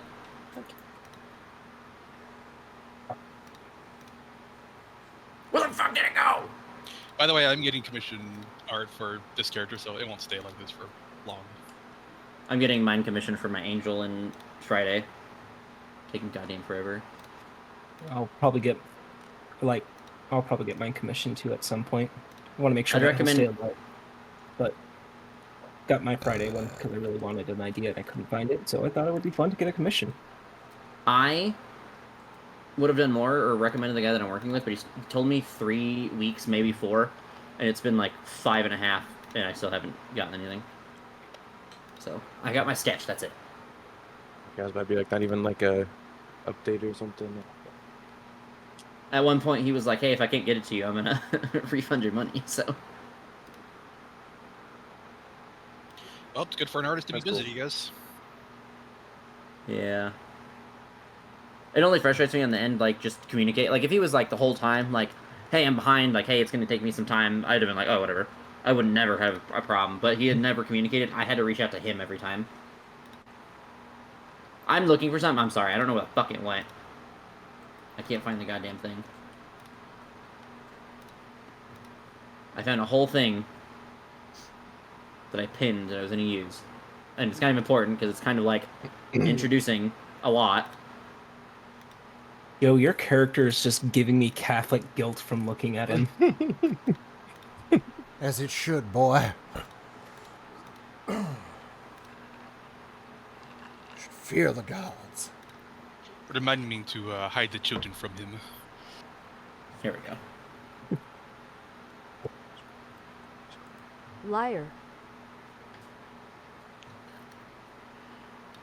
You have all lived in this world in maybe different lines of work entirely, but you've all had a similar understanding in your line of work. That your soul is destined to end up in a place in the afterlife that is not so healthy for the current living situation that you are a part of. You know that as much as anyone else in the lines of work that you worked in, but you knew the risks and you took them. But something in your life happened. A moment. Just a singular event that for some reason pierces your mind with some sort of twisted version of guilt. Not the kind of guilt that makes you feel bad for the action that you committed or makes you want to take it away because you want to do good by your soul, but it makes you feel guilty because you want to erase that action's events. You want to take away that sin so you may cleanse the palate so that every action going forward is not stained by what you were. It may only be colored by what you choose to be in the future. How powerful you want to become.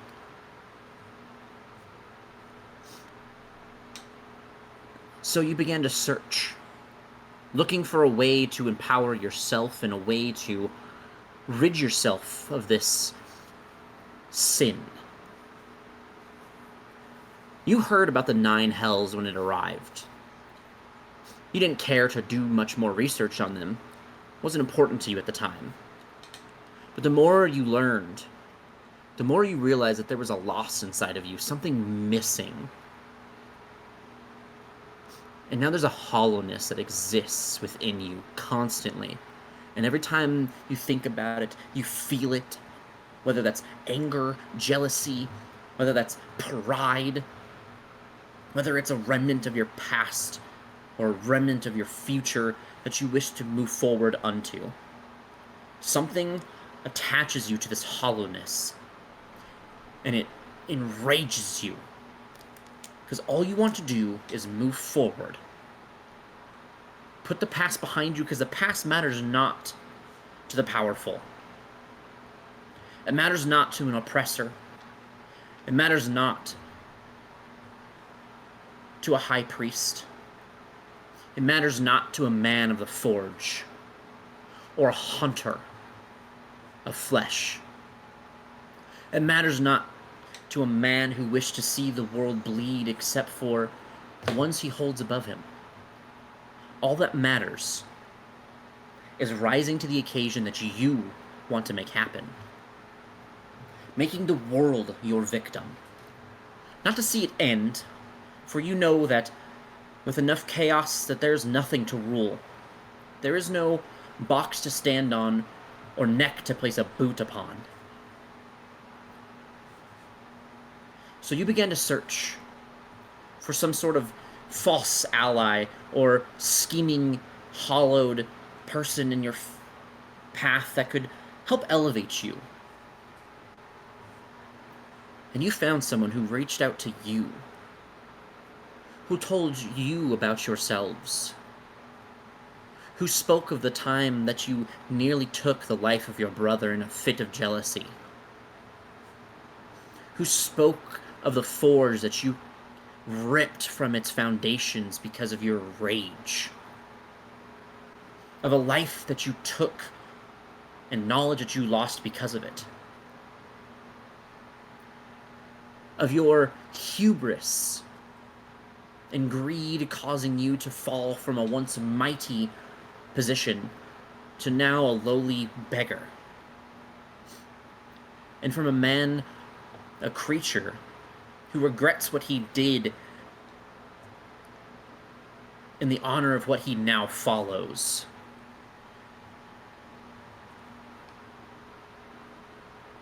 Somehow, someone knew these things about you.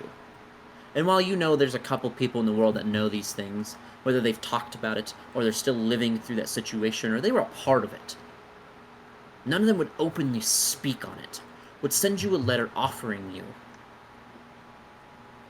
a great deal, a pact, that if you help them invade the Nine Hells, this new place that replaces Gehenna and the evil creatures that rule law and order, if you supplant their archdukes, as they are called, with the ones he wishes to place there, the one that reaches out to you,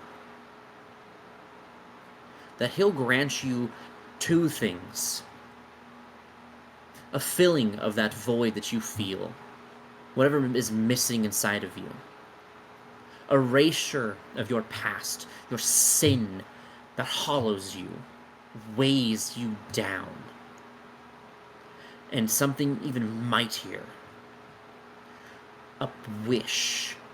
One that cannot change the world itself, but so can change your future that you may change the world of your own decisions, of your own actions. They simply ask that you meet with 4 others and the man himself that has sent you this letter. He describes a rustic tavern to the northeast of Idemar's walls, at the base of a mountain just past the river, hidden deep within the forest.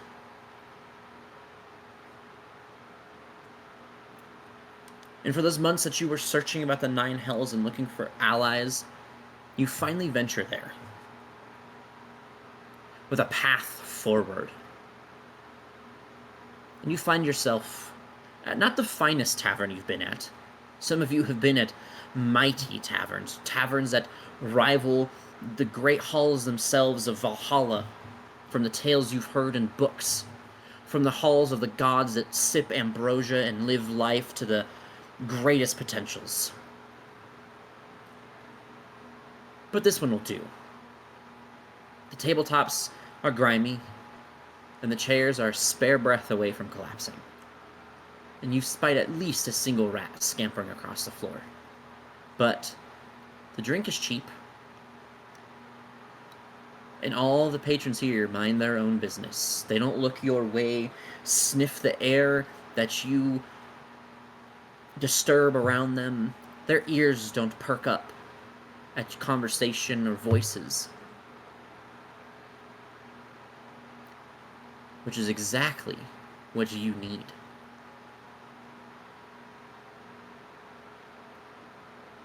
And it's on quiet nights like these that you have found the tavern, that you begin to feel more keenly the ache of this hollowness. This contact has set up a meeting where you see the description of the 4 others that they talked about in that letter that they sent to you.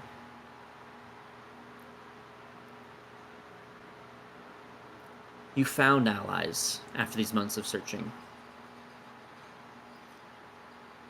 And after all this time, your efforts may have been rewarded. As any individual, any other person would approach the table, what would they see sitting at the table? Joe?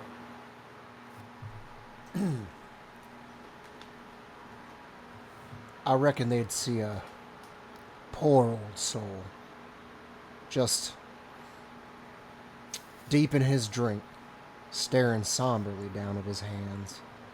An older gentleman, presumably homeless by the look of him. He's run down, worn out.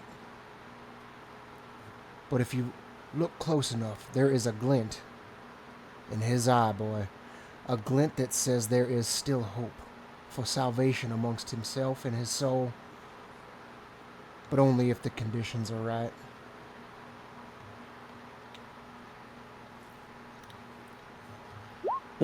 What would they see, Lewis? They would see a red dragonborn, tall, arms crossed, without a seemingly just keeping their mind to themselves. They see these fanatical symbols on him of a mighty dragon with 5 heads on them, but unknowns to all of them that one day this dragon shall rule them all. And he's here out of curiosity, maybe out of foolishness, that perhaps this may be the only path, so that one day he may stand by side his god. But for now he must stay with the lowly rats. Little did they know that one day, hopefully, he will stand above all them all. What do they see sitting at the table, Sean?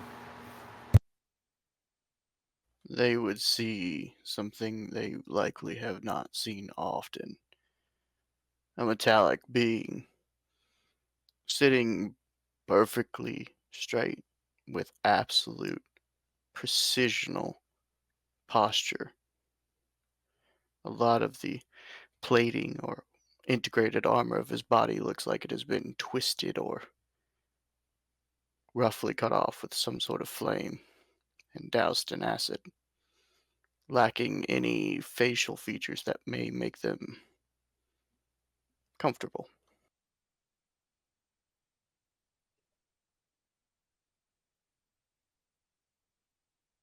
What would they see sitting at the table, Jimmy?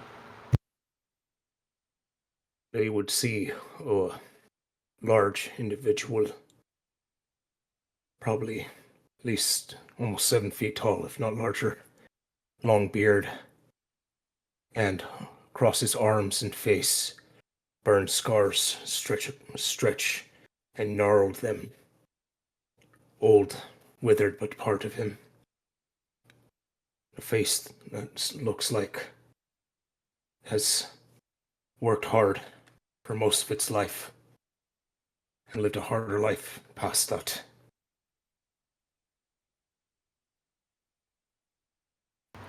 And who's the final being they see sitting at the table, Andrew?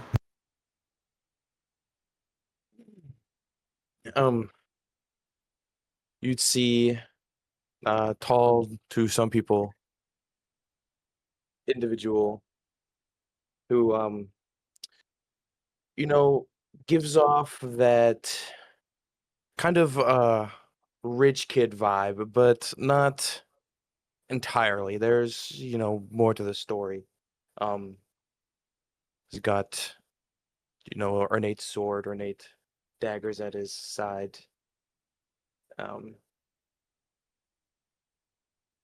And he wants to he gives off this, holds his chin high. Yeah. I had words a specific way I wanted to say it, but I forgot.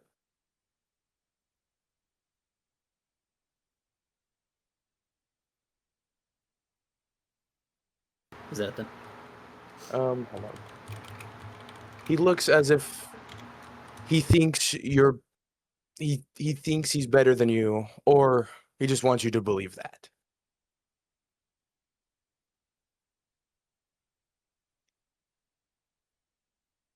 There you go, that's it. As you all sit there, knowing that these are the individuals described to you in this letter, you look around, waiting for the figure that sent you the letter. And from the doors, you see the wood swing, and the heavy iron of heavier plate slams into the wood as you hear it creak as it walks towards you. A being... I don't have my description up. I'm sorry.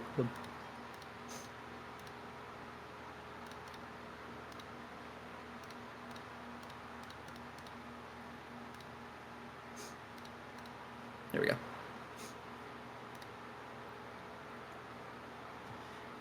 see a being wearing silver, black, and red, heavy plated armor. The kind of dark-colored red that looks like blood long since dried. It bears an unfamiliar symbol on it. You see a set of black and red wings, as if blood seems to pour between the feathers. He walks to your table, introduces himself. A fallen priest, a lost construct, a slave master, a human and a giant kin walk into a tavern. You couldn't write a better joke. It is warming to see that you all arrived unharmed and unfound. I am the one who brings us together. My name is Egram Shinegood.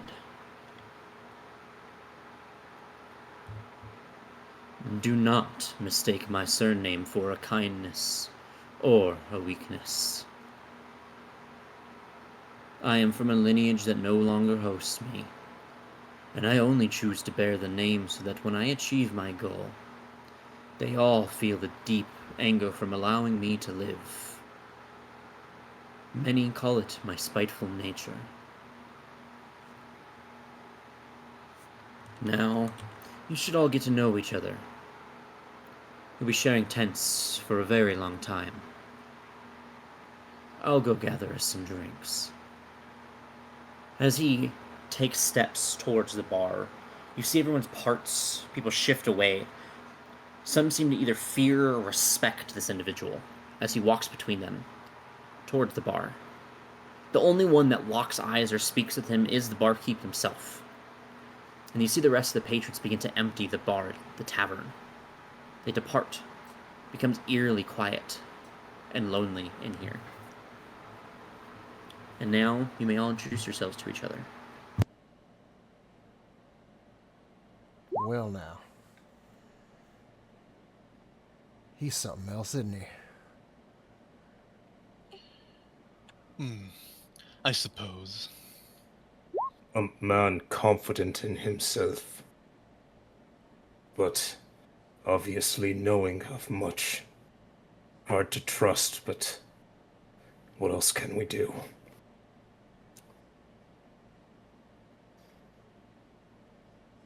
I'll stand up and just put out my hand to anyone. Smed. Wolfric will get up and shake it. My name is Wolfric Goriska, adopted son of Renkir Gotash, if that means anything to you. Never heard of it, but by the will.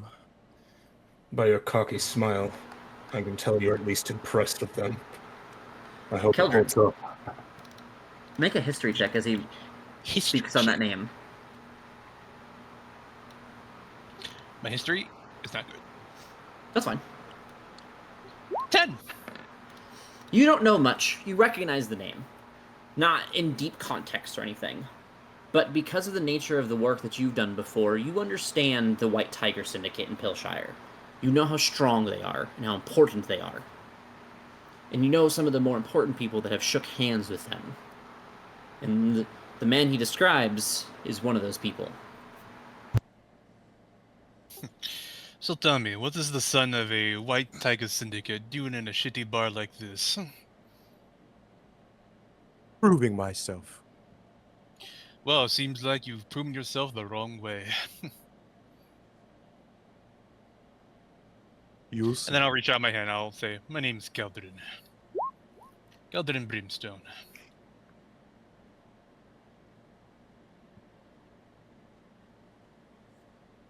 I'll shake it.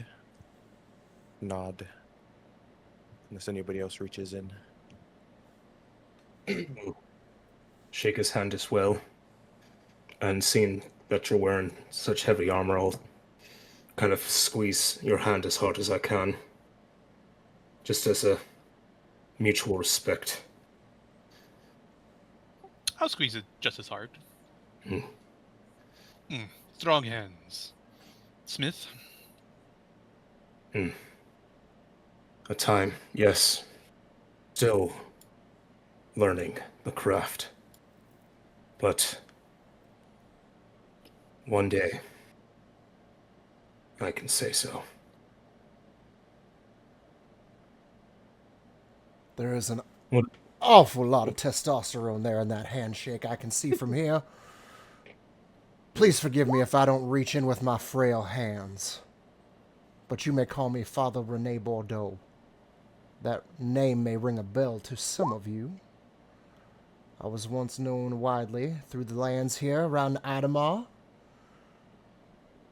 A holy man, now disgraced. But I will see my light. I will see my way. It is a pleasure to meet you all. Father, which of the gods do you follow? Oh, but all of them are important, my son. We must keep our ears open and listen for their words, their wisdom, their warnings.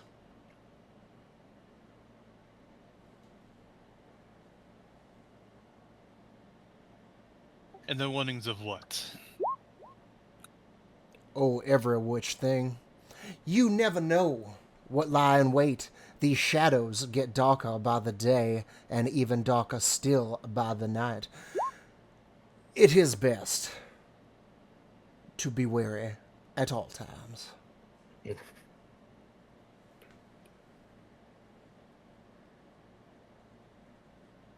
You, one clad in metal. I am not clad in metal. I am made of metal. Apologies. My name is Null. I have a question, DM. How common are warforges? Like, at this point in time? Warforged? Not at all. They're very far and few between. Constructs are pretty common because there's, I mean, iron and stone golems are pretty often used as guardians for stuff, and people use other forms of iron and stone guardians and golems to make, like, protectors of, like, you know, treasure vaults and things like that. But in terms of, like, specifically warforged, not many. They're very far and few between. I've seen and heard of Construct. I've seen them follow their masters, but I never seen one have complete autonomy of themselves. Who are you? Who holds your chain? I killed the one that held my chain.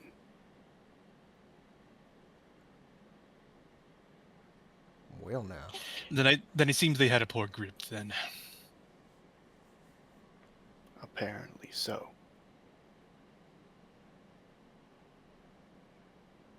I am more than a construct. The one that made me decided that constructs could be more. So he gave me more. He made a weapon, not knowing he was pointing it at himself.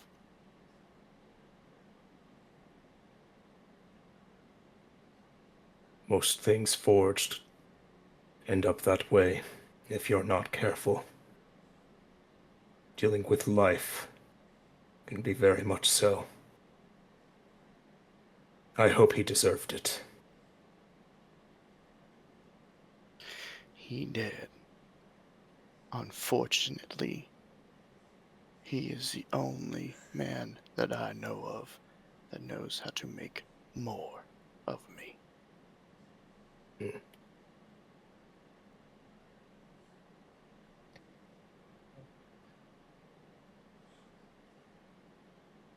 I look forward to our testosterone-filled adventures. Does this imply Lord's you help filled with us. testosterone as well?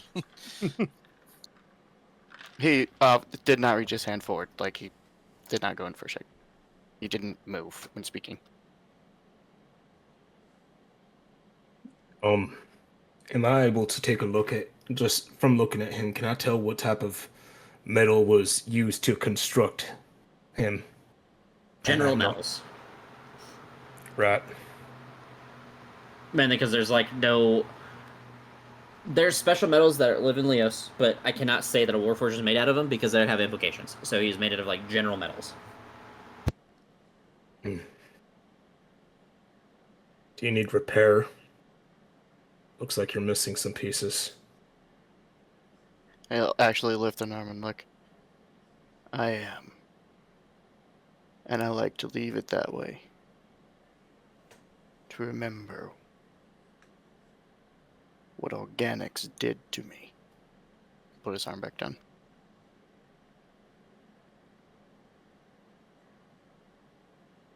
Give you a nod and... Oh.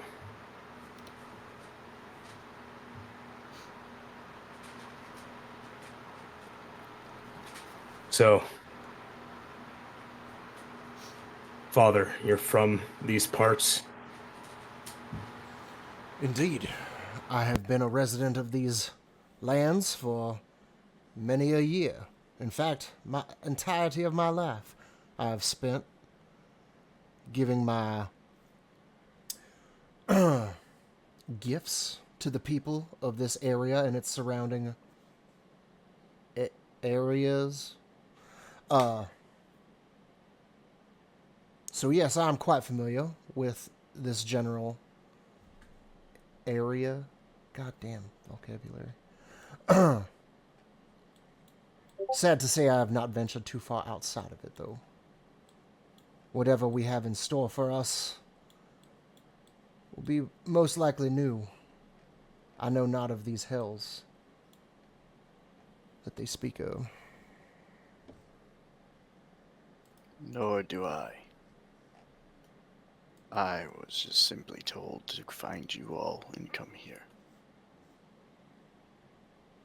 Under some pretense, I assume there is something that you are after they offered you. I intend to free the remaining constructs at the place that created me. I was promised the knowledge on how to do so. I see. And this is the same for the rest of you? Y'all have some sort of a promises made? Indeed. Quite so. Will nod. Well, I dare say. Whoever seems to be making these promises sure has a lot of, must have a lot of power to fulfill them all. Or we're all being led astray. Again, best to keep weary. It would not be out of the realm for an organic to lie to us. Worst case scenario, this is all just a waste of time. We all died brutally. Yeah, We it all requires life. We all die or get deconstructed at some point. How we choose to do it, that's what matters. And if it can benefit me, I'd say it's worth it. Now then, we have you from Idemar. Where are the rest of you from? I think I gotta scroll out to find the city. I'm from Billshire. Same as Kaikutsu. the. Yeah, oh yeah, so it was so I could read it off. Make sure I pronounced it That's right. odd. I'm from Billshire, the same as the bastard boy over there.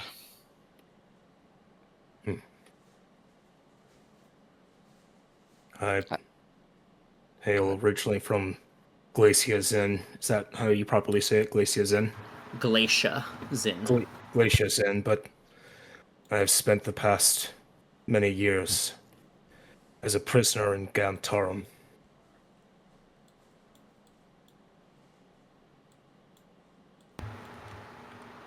Pronounced like that looks like the spelling.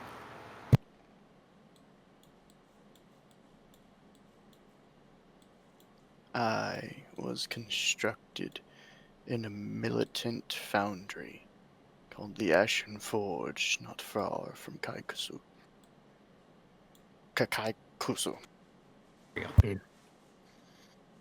Our forges are strong there. Spent a few months there before traveling here. I believe my once called masters are not very well liked by the city because they make things like me.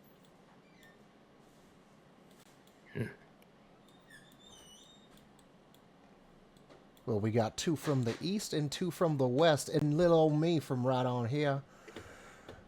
Ain't that something? 'Tis indeed, from all over, all corners of the world.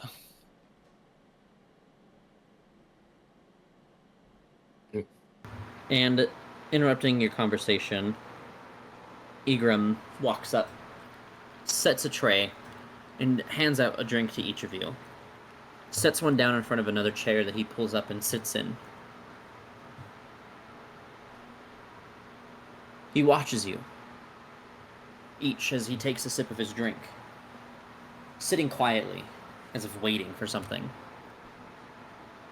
How much alcohol is in this drink? From the taste of it. A lot. It's mostly alcohol.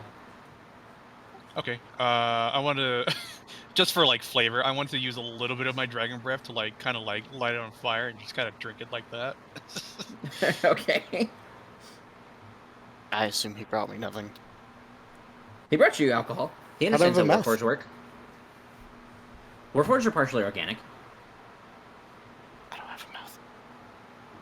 Doesn't mean you can't drink. How are you speaking? Do we get like one of those like gasoline nozzles and just kind of like stick it in? Where do I put it? You watch Null do something that may off-put you all. He, again, precision perfect posture does not look natural in any way. And he watches you all like slowly pick up the drinks, relax, and he like studies all of you doing this and then starts to mimic the behavior.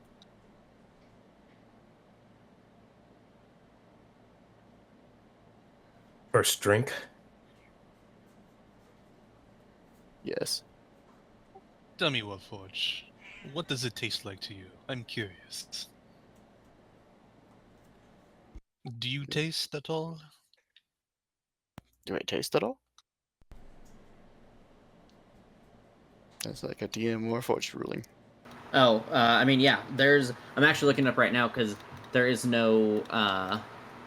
It says that you don't There's gain like exhaustion no or anything. official. Yeah, there's no but official information on this. It doesn't say if we can consume things. It says that you don't get exhaustion from dehydration, malnutrition, or suffocation, but that doesn't mean that to benefit from long rest that you wouldn't need to eat anything, which is what I'm looking up right now in 2024 to see what they rule as a part of a necessary long rest. Because you may need to eat to benefit from long rest. Even that you wouldn't get exhaustion from not doing so, but you wouldn't benefit until you did. So that's what I'm looking up right now. Which means you would need to eat and such, which means you would most definitely, probably. Here we go. I'm reading, hold on.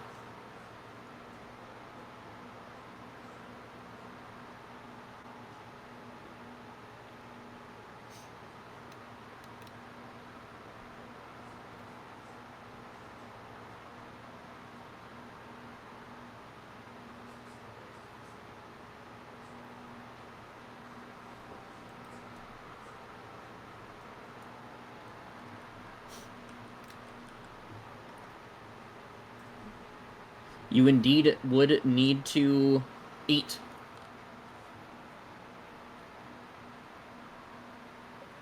You wouldn't suffer any detriments from not doing so, but you don't receive the benefits of not doing so.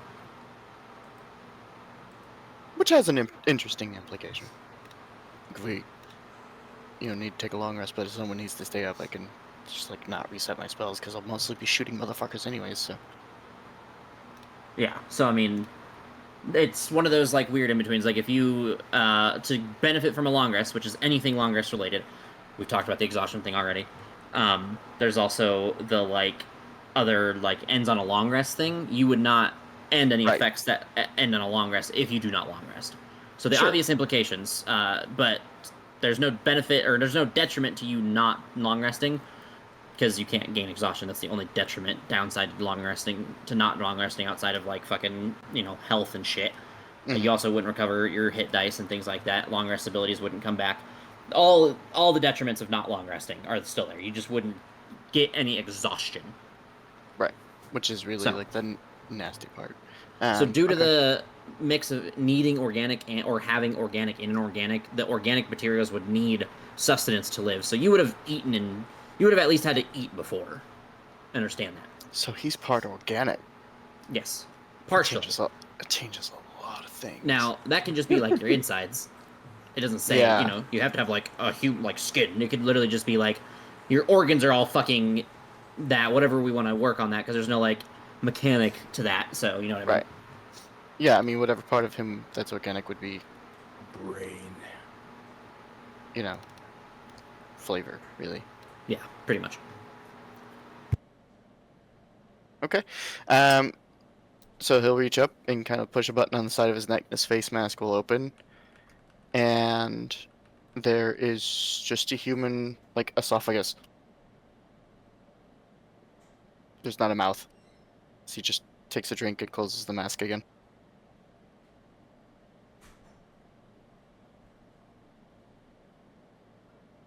I've seen many unusual things, and you're one of them. But that's not necessarily a bad thing. Kind of nod and tip the drink. Looks kind of like he stops like halfway through the tip and then goes all the way because he's like, oh, this is the behavior. He sees two people drink. You can see he's still waiting, taking steps between. I think three of us drank. Didn't Smith drink? Oh, I would swirl my wine and have a sip. How much is in the cup or whatever? It'd be like a typical like mug. Yeah, it'd be like a typical mug of drink. I thought I should back.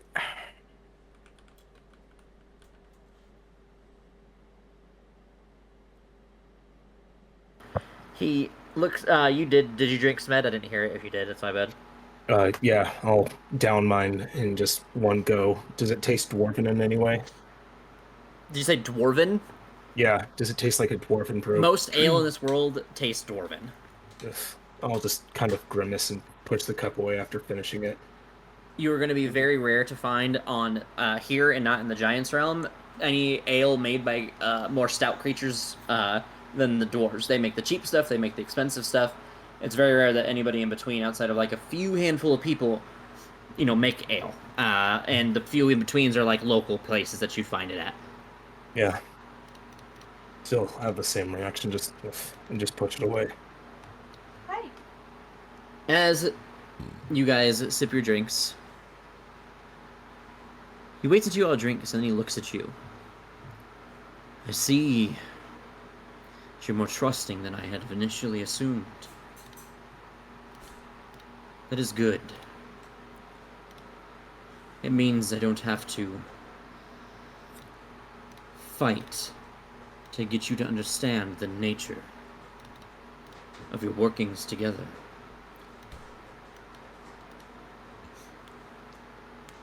It's normally good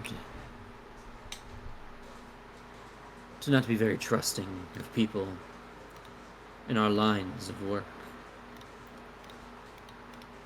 And then you see his eyes grow cold. You hear his voice drop.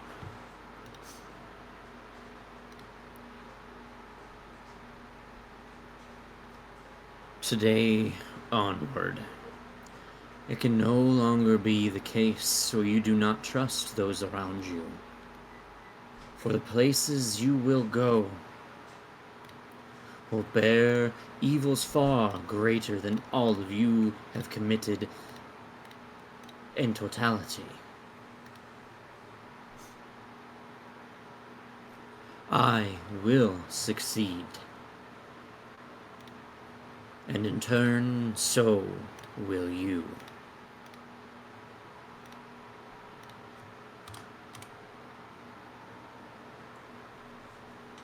So then tell me, you brought us all here for a reason, and you know exactly why.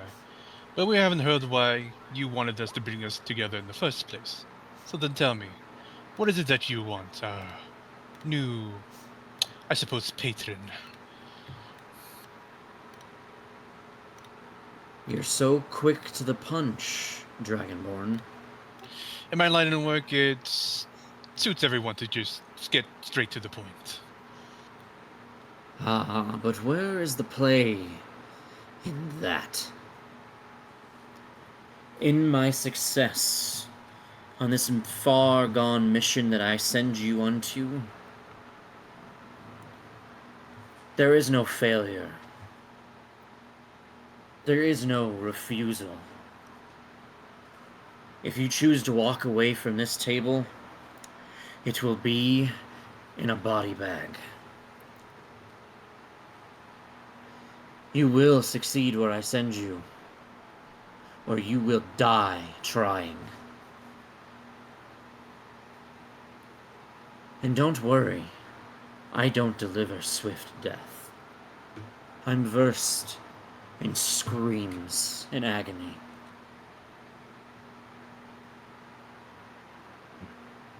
Witnessing the pain that I could inflict would only be an event of a short period of time for me. Feeling the sweat of agony, the tears of despair. You see him take another sip between drinks. But it seems that you all understand that. If I am to understand correctly, yes? I do say I am intrigued. Your delivery leaves a little to be desired, but let's face facts. We all have our goals in mind, and you make some very, very lucrative promises. So, I'm on board. Let's hear the details. He looks to the rest of the party. He doesn't have a menacing or intimidating nature about his body language, but you can tell that what he said, he was serious. I agree with the father. Whatever you have to offer, offer. Even if it's just idle threats, let's hear them. Failure did not once cross my mind. I am in. No will nod. I've seen many men who are so full of themselves that they think they can get away with things. That they're so above it, that none of it will ever come back to them. But you may be the first man that I have ever seen to be fully convinced and is able to prove it. So I'm intrigued in what you have in store for us. Then let us get down to our brass tacks. You are all here for a few reasons. The first is I wish to meet the potential of those I employ before sending them unto a potentially painful death. I do not revel in wasting opportunities. The second is you have a problem that needs to be solved, and so do I.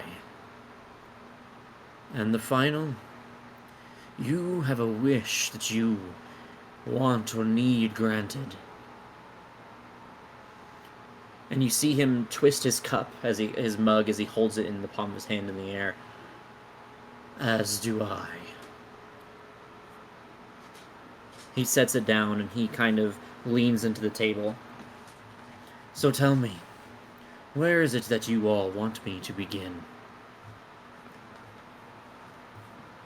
Well, I dare say it's probably best for us to find out what it is that you want us to do. What exactly is it that you have in store for us? What is it that you seek? A simple task, but by no means is it easy. I'll give you a modicum of context so you may understand my passion to succeed. As you can tell, I am an Aasimar of divine descent. Or, I used to be. I have come to this world long ago, learned of its intricacies, the evils in the world, and I have traveled the plains trying to understand power. And when these 9 hells arrived but a couple of years ago, my hubris got the better of me. I stepped to a being that I could not describe as a god quite yet, but felt more godlike than a presence I have ever witnessed. And so he cast me unto this visage. And now my form, my reality, my soul has been twisted. And in that nature of what I am newly, I wish to succeed him. There are 9 layers of this hell, each of them ruled by an archduke, a being of great power, that holds in their hand the weight of the sins of the world, a different one to them each. I want to strip them of that power. I want to place my own successors upon it. And then I wish to challenge Asmodeus, the Lord of the 9 Hells, a being that can be described as a demigod, just short of true apotheosis. And then I wish to take his place, if not only to prove to him that I am better, but so that I also may become more powerful than he could have imagined. I wish to send you as my champions, my envoys into the 9 hells. Traverse each layer, use the knowledge that I gather to gather artifacts of great power, gathering strength so that you may rip the lives away from these archdukes.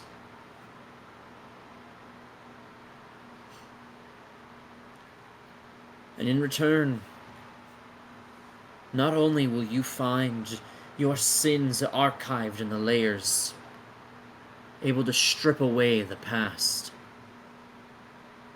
and regain your souls, but you will also earn from me a wish.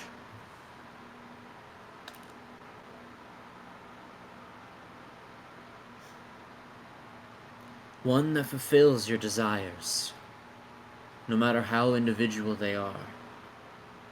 I cannot change the weights of the world or tip the cosmic balance, but I can grant unto you the ability to do so.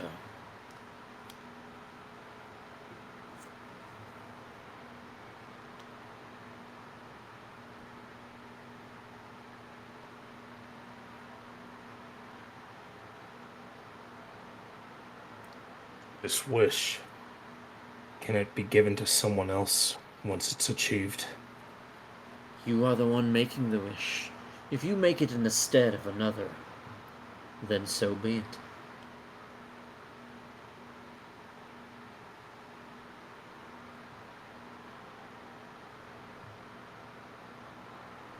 That is a tall order you have placed upon us.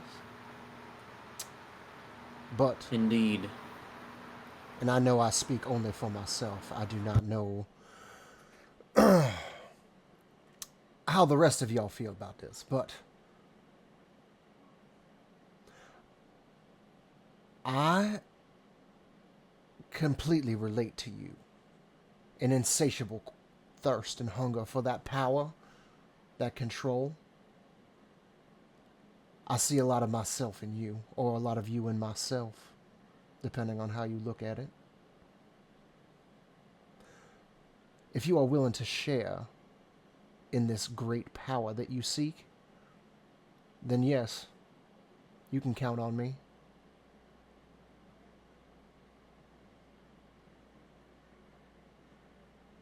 You offer a path of strength, allowing us to grow stronger to achieve your goals. It's what I need.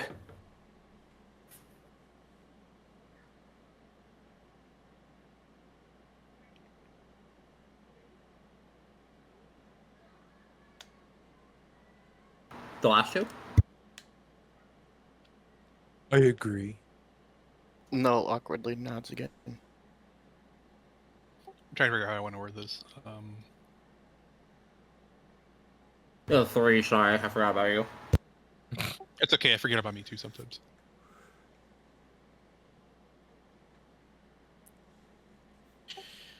I share some regards with the father here. I too wish to see myself stand above others. It is quite a lofty goal. Quite seemingly impossible to dethrone on gods that even most of us do not even know. I think all of us not know. And yet you say we have the strength to do it. Then I wish to see it too. And where else do I have to go? What better thing must we do? So of course I'm in.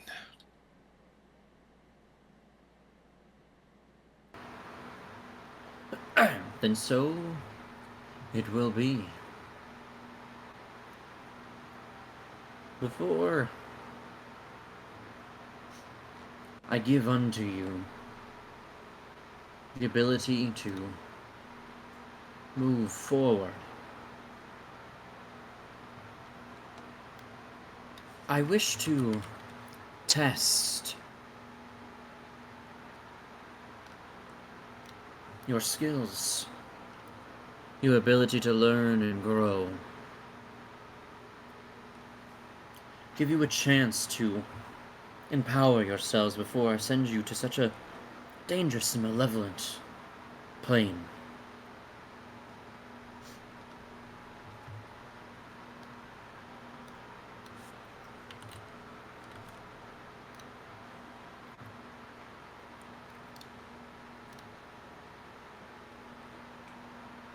What is this test you speak of? If it's danger, I assume you wish us to take care of a problem you have? You need not speak so under the table here. Who do you want us to kill? I need not deaths upon your hands. There needs to be no blood spilled. But if that is where it leads, then let the rivers flow red. Sneezing on. There are 9 groups nearby to Idemar.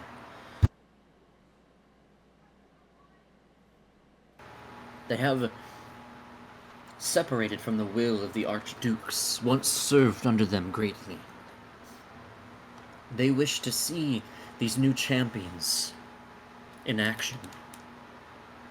They'll each have their own tests and skills and questions, I am sure.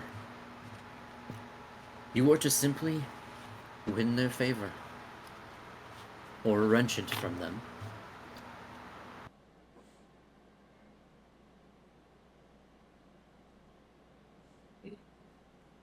And we're free to complete these tasks as we see fit, whether it be killing, coercing, offering a favor or two. Indeed. Though it must be of your own resources, not of mine.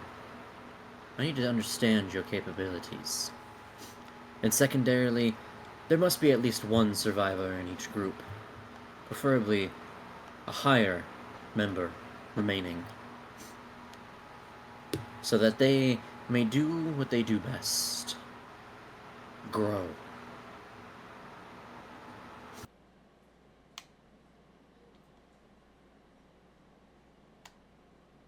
So don't kill them all, is what you're saying. And I'll look at the rest of the party, nodding along. Make sure you leave one, if it comes down to it. It is always bad for business if you kill all of them. But usually you kill one to set an example, if need be.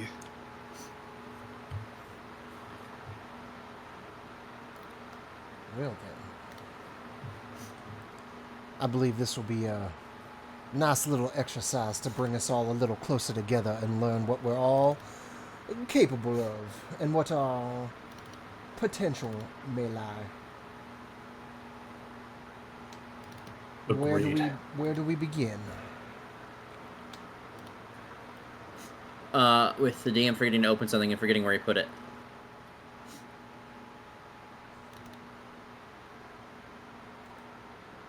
He is going to wave his hands, like he's gonna like clasp his hands together and then like open them as if opening like, you know, like a jaws of a shark, like resembling kind of that. But he opens his arms wide and you see a piece of paper unfurl from a fire that is created from him. And then I need to find something. Ah, he does tricks too. He indeed does.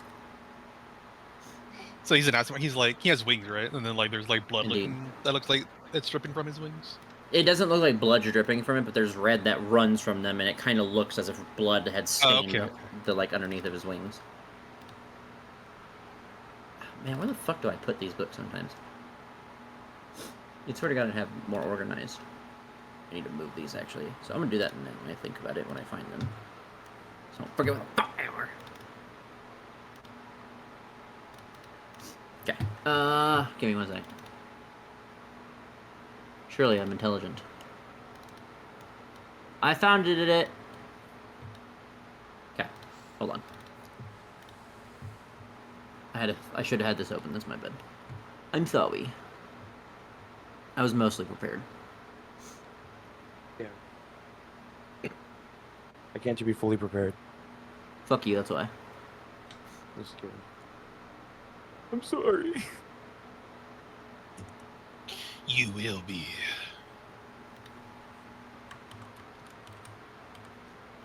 It's just more like language that he knows better than I do. That's what it is. Sorry, I gotta figure out. Okay. Okay.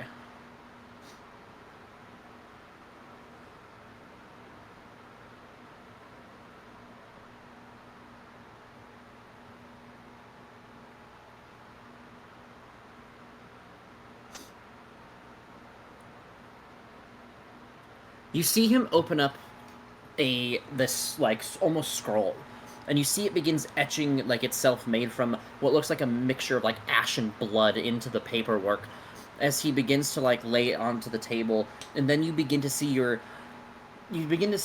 like lines like sear themselves into the paperwork, and then he slides it to each of you. Written in it, it's just a contract. It pretty much details what he is going to give to you and what he expects of you. If either of you fail to give your end of the bargain, it pretty much kills you guys.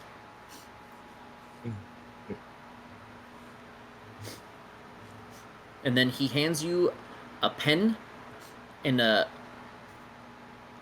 vial of ink, and the vial of ink is of a deep red color.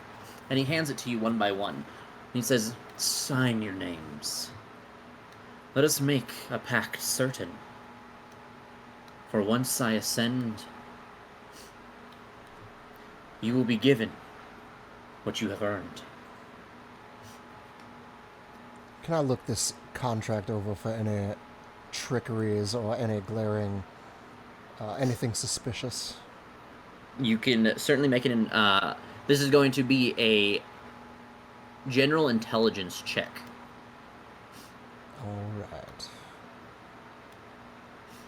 Yeah, the father seems smart. Let's do this. Yep, I agree.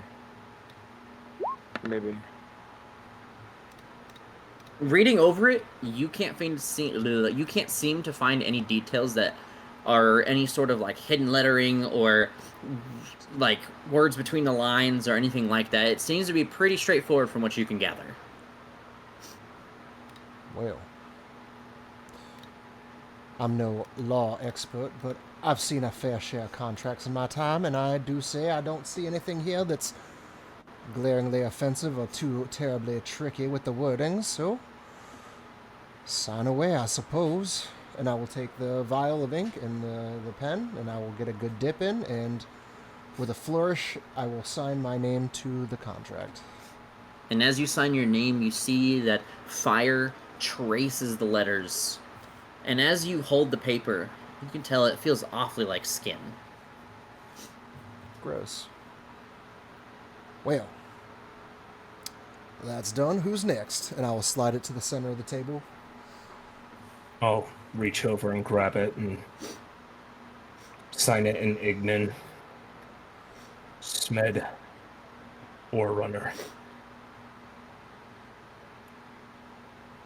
And I'll just pass it to the person next to me, which I believe is Noel. Noel will receive it in perfect print, but not in his signature. He'll write Unit-X9. Slide it over to Wolfric.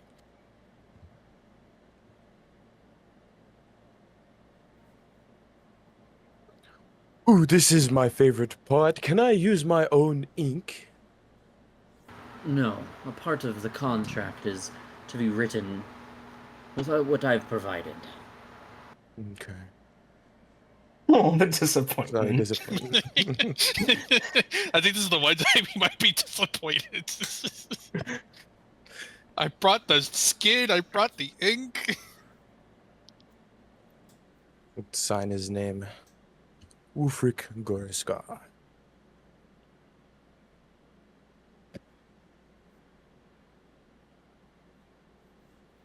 And then And slide Keldrin it over.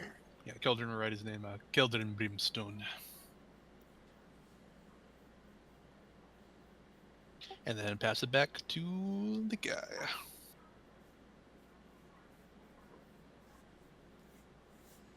That's Smed to sign it? Yeah, he signed Hey, second. he signed it third. Or second, sorry. Yeah, I signed it in Ignan. After each of you has signed it, he takes it, he rolls it up, and then in a quick flare, you see it disappear. Good. With a contract to bind our actions, We all know what we must do. He takes a map and he slides it over to you all.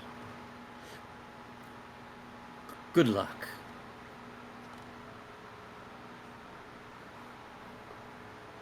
Where do we contact you when we have fulfilled our end of the bargain? Don't you worry about that. I have eyes and ears everywhere.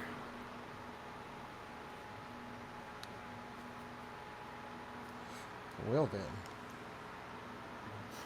Gentlemen, shall we see to it?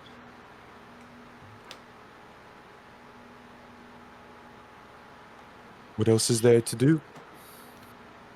Indeed. Let's find somewhere else to drink after we're done. This place reeks. I have had enough. This is disgusting.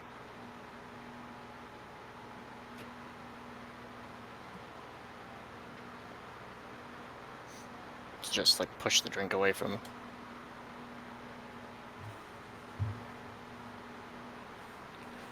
As you guys open the map, it is simple. It's just a map with 9 marks that seem to denote places to find yourselves near to Idemar. You see a couple of notes written in a language unknown to any of you.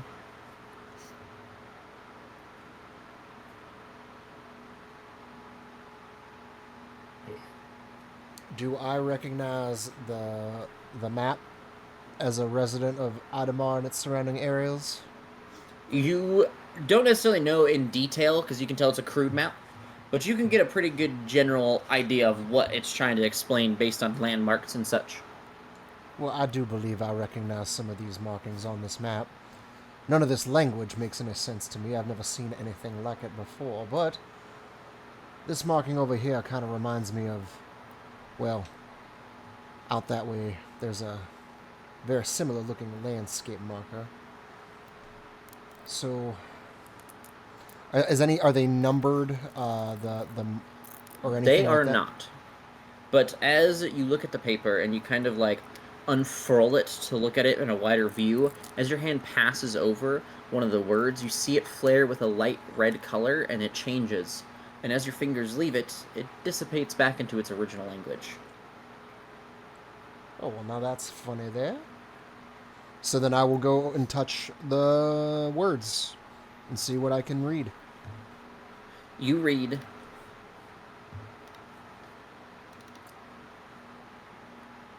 Warmaker, Iron Tyrant, Gilded Sovereign,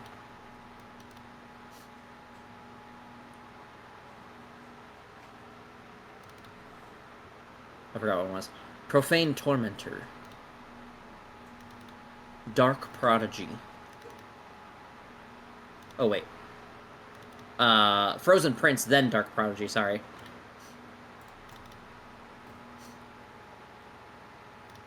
And then I think this is just Lord of Flies, Hellfire Master, and True Serpent.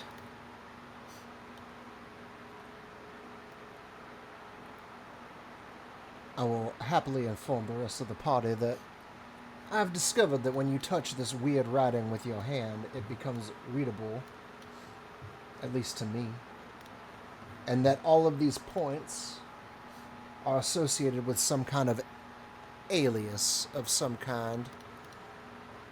I'll pass the map around and see if anybody recognizes anything. I look at the map and touch it as well, I guess. You read the same things. You're not familiar as much to Idemar, so there's nothing super noticeable about the map or any of its details as you look at it. You're also not a cartographer, so it's not your realm of study. No, I'm not familiar with any of this. What about you? I'll pass it to... I'll pass it to Noel. Why not?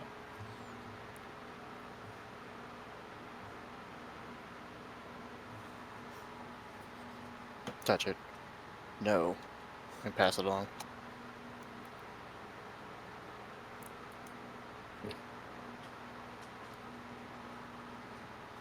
I don't believe any of us would have heard these names. I say, boy, Wolfric, was it? Yes. You got all excitable there when you with the prospect of being able to use your ink. What pray tell do you use your ink for? What is your specialty? My own blood. Okay, that's not where I thought that was going, but okay now. I thought maybe you were... I figured I would ask first. Is that just like some kind of weird quirk of yours, or is there some kind of a magical... are you okay, boy? Sure. I'm gonna look to Maybe know, just and I thought you were weird. I am not. Why would I be weird? Right. Well, then. Yes, if he said yes, I was gonna stab my finger with the pen, and I was going to sign my name. I see. I was confused. I had the idea, the impression that you were maybe a map maker or some kind of a expert at forgery or something unique with actual ink. But no, you're just a bit touched, aren't you? That's okay. We're all special in our own ways. That map again, if I may. And then looking at the map, are we nearest can I tell if we're nearest any particular point? Can I tell where we are? You can tell that it's probably about a full day's journey to any given point. But once you arrive to one, they're all in close proximity to each other where you can visit 2 to 3 a day. Okay. Would I be able to determine our relative place on said map and determine the closest point to us now? Your GM's bad at maps, so I didn't think about that. They're all in the same proximity-ish, so you could get to any one within a day that you wish. This one is not ordered or numbered in specific like the other one was. Okay. Well, there's no indication of where we should start, but all of them seem to be grouped around in a same general location, so just head off in this general direction. I did forget 2 important things. They're putting a time limit on this. Sorry, I was rereading my notes and I missed this because I had it above all my shit. So I have to do math. Hold on, because I didn't do well no toting. So that's 1, 2, 3. You have 4 days to complete all of them. 5 days for the travel. Well, that changes things a bit. Then, he also would have told you about needing a guide in the Hells, and he would have told you that he has 3 options that you have time to discuss before he sits down with you all. Your options are the Order Keepers. For players, it's the same thing. He just tells you they seem to be involved in walking alongside you guys, but not necessarily caring about the actions that you take. He also offers Champions of the Dead 3. You guys would recognize they are pretty common in Ljos, the Merkel, Bane, and Ball. So a champion of each of them. And then he also says that he has a guide that could help you very thoroughly as a low-ranking devil that could guide you amongst almost all of the 9 hells. And those are your 3 options for these guys. For the evil side guides. DM, would Smed know the relationship between devils and giants? Devils don't really exist right now, until recently, so there really isn't much to go off of, unfortunately. Okay. You would know of demons, though, because they did exist before. Demons are hit or miss with giants. They literally either work very closely in tandem, or giants absolutely fucking abhor them. Okay. There's no in between with giants. And it's because there is a demon god that is a giant. A demon lord, demon prince.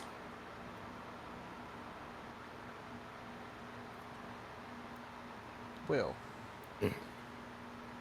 it seems we have ourselves a time limit on this here venture of ours, and since failure is not an option and I do not intend to die this early in my life, I think we should be on our way. It's like pushing 75. Are He's like, you really? not considered rather old by your race's standards? See, though, if I live forever, this is but a drop in the bucket. Eternal life sounds like hell. Said the ungodly abomination. Let's go. Oh, good for you. We'll get to visit it later. Ha Give me a second, bud. Good banter. He just doesn't understand. He's like, but you're fucking old. Why would you say that? And he's balding. Yeah, like, no, has no idea why he would say it. He's like, but you're old as shit. Well, then let's go to the first place that showed up on the map. Right, whichever is closer. I feel like you guys almost prepared for these characters way more than the other one. Well, the other ones were a little bit more rushed. We had some time to think on these guys. Yeah, to be fair, it was like, okay, we got to make a thing tomorrow. I was like, oh, fuck. Like, you're, like, preparing for a test tomorrow. You're like, I got to crap. You guys had a week. A week? Yeah, we've had, like, a month plus. And some of these concepts I remember from, like, the original fucking submissions. And I spent that week in a hospital. I mean, you got nothing but time to think. Yeah, what's your excuse, Jimmy? Yeah. Yeah, think about my wife dying from brain surgery. Ah, you're a good husband, but a bad D&D player. It's fine. Yeah, how dare you? Oh.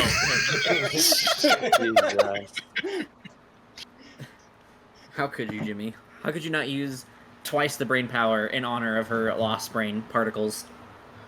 They did remove part of it, so... Just absorb her brain. Yeah, you should have twice the energy to, like, think deeply and really get invested. That way she'll always be on your mind. Crazy.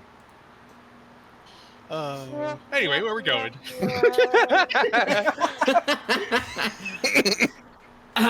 So, honestly, I expected you guys to ask like a bajillion more questions. So, I mean, to be fair, it's also player knowledge. Like we already know what we're kind of getting to. Yeah, I was expecting you guys to like try to ask a lot more stuff based on some of the comments that he made and everything, and you guys didn't. So I was just like, oh, that's a whole like 4 paragraphs I just didn't get into. I mean, we'll come back to him. We'll ask him like, why the fuck are you fucked up Idemar or whatever? There was also a key sentence that he said in all of that I'm surprised nobody jumped at. Oh, depends on what he said. He says a lot of weird things. What's it talking about him replacing the Lord? Not that one. It was in regards to you guys. You'll have to watch back the video on that one to figure out what I said. I have absolute tunnel vision on acquiring my goals, and yeah, I think our character showed up knowing like what the fuck was gonna happen. like we know, like yeah, this is like die or do. Yeah, pretty much. Like I think everyone showed up knowing that. And then he shows up like, yeah, I like torture. Torture's cool. And it's like, okay, okay. This guy's individual. So with this one, good news and bad news. The good news is you guys have decisions to make. The bad news is you have decisions to make. Because you guys get to choose in which order you encounter them this time. Before I chose for you. On this one, I'm letting you guys choose. So one, I can test my flexibility in changing things up as a DM on the fly for balance purposes. But also trying to slightly twist each challenge based on what happened in the previous challenge. Because again, I told you guys I'm going to test myself as much as I'm trying to test you guys here. So. So which layer does anybody want to go to? We got the Hellfire Master, the Lord of Flies, the Frozen Prince, the Profane. Honestly, none of these sound particularly I'd say welcoming. that I'm interested in the Hellfire Master or the Frozen Prince, but that's just my own background. I just want to get this done. Indeed. Oh, Yes, perfect. I have We'll no scream in the background preference. of this music. We can hit them in order of proximity for all I care. They're all the same to me, and they all need dealt with. Fine. Let's Fine go to the hell. henchman, flip a coin. Let's go to the Hellfire Master. We're traveling to the Hell, so out of any of the names, that one sounds like it might teach us something. Are we all in agreement? Fine by me. As good as any Much other. care. Do you care about anything, Noel? Yes. Interesting. Now then, let's be off. All right. Hold on, I'm trying to open something. Again. I didn't open these because it's a lot to open, so give me a second. Ah, my eyeball. Ah, fuck, my. Hildren, you keep talking about things such as business. What business did you work? Yeah, roleplay. Well then, the only one who might the only one who might know anything about what I did previously might be the bastard boy Wolfric over there. But before, I used to be a slave master in Pilshire. No sense in hiding now. Everyone has their own businesses.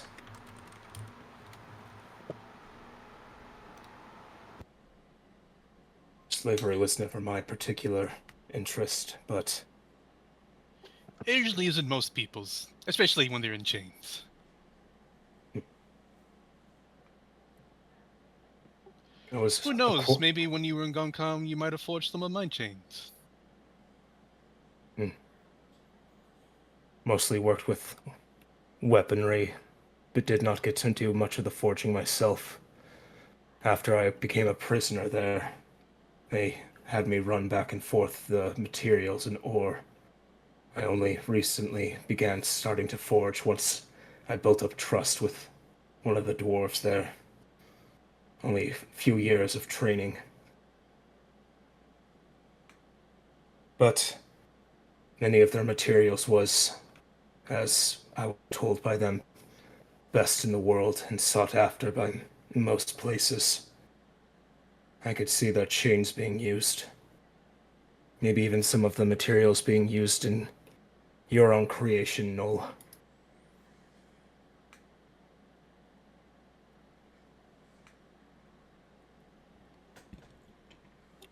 What are you made of, Nola? Metal. What kind of metal? Don't be a smartass. I wasn't. I answered your question.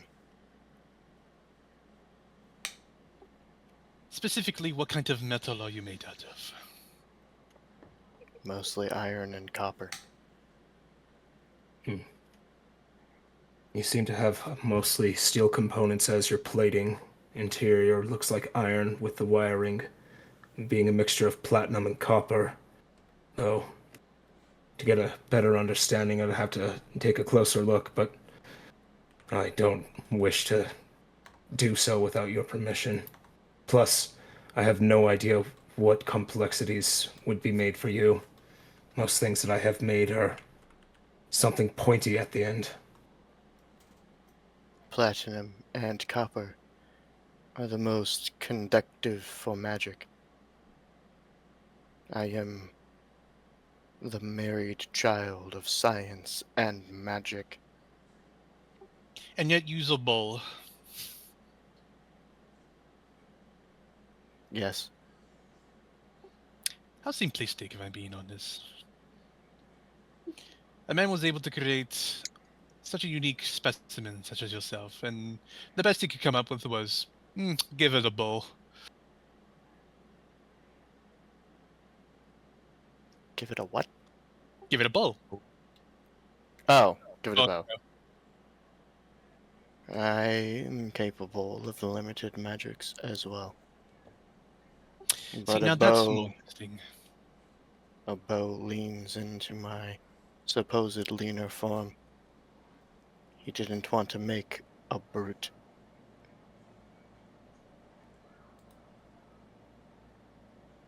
He wanted something that could get in and out. And he decided to make a heavy automaton such as yourself to break in and out of places? I am more agile than I look. Steel plating is thin, and when put together properly, can be even more silent than leather. We shall see, and I'll jangle my armor, like, it's pretty loud. I agree. Oh, Ken, what you wear is all up to you. I'd prefer something a little bit more sturdy than what I have myself, but sometimes options are limited in what you can grab. Options were not limited. The forge has great wealth.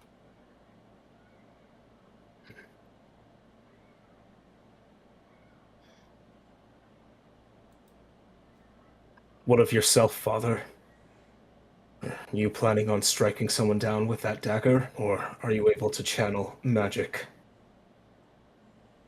Oh, I have a special gift of making those around me hear my words and obey my command. It is a bit of magic. I'm not much of a physical fighter. But I make my allies stronger and my foes weaker. Then tell me, your father, how did you end up as such a downtrodden as you are? You say you have friends and allies, but who would ally themselves with a beggar? No offense. I wasn't always in shambles, as one may put it. This is a sort of a temporary state post-Fallout.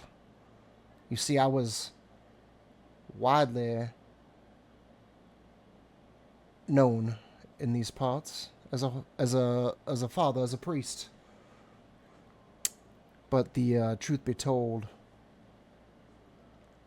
I kind of abused my power a touch. You see, I came across a relic. It's known as a rod of rulership, and it gave me this immense power, the ability to basically control the minds of anybody who would sit and listen to me speak. And as a preacher with an enormous congregation, effectively I created an army every time I gave a sermon. I didn't do anything too crazy. I made some people empty their entire wallets into the tit. I may have had a few people do a few home improvements for me. This, that, the other. But the potential. Nobody could say no to me. I could have or do whatever I wanted. It was a taste I will not forget. Needless to say, I am here today because I was caught using my magics by the high priest, the Archbishop of Idemar. It was very scandalous. Swept under the rug to protect the name of the church. But needless to say, I was swiftly removed from the city proper. Stripped of all my... well, everything. I have nothing but the clothes on my back, the knowledge in my head, and the glint of hope in my eye. You keep saying that you were priests, but who did you worship before? You keep avoiding that specifically. Well, we have the all faiths church in Idemar. I do not particularly focus on one particular deity. I commune with them all. Well, it seems they all ignored you now.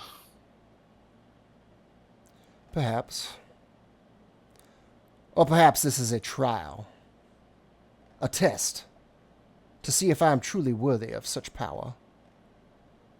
I believe I am. I believe we'll find out soon enough one way or another. We shall see. We should move quickly. You do not Agreed. have much time left. A full day of walking and traveling. You have plenty of time to talk. Is that another joke Nice. about my age? It is not a joke. It is an not unobtainable, undisputable fact. I don't know. I don't think he knows what a joke is. I will have you know I am not nearly as old as I look. When I was robbed of all my possessions, Did he stripped of rob my you of power, your youth as well? it has taken a toll on me physically. Thank you very much. You'll see. As we accomplish what we are set out to accomplish, I will grow in power, and my physical appearance will become restored. I'm sorry I keep egging you on. I just like listen to you talk. I don't mind at all. What have you, But for Rufik? vocal, You've been... Sorry, go good. ahead. I was gonna ask, and you, Rufik, why are you here? You were the son of a, I would say, respected member of the White Syndicate, but depends on who you ask. Why are you here? Why are you in these? I was about to say streets, but we're probably out in the middle of the woods. Why are you here? Like I said, to prove myself. Someone needs to take on the business when he's gone.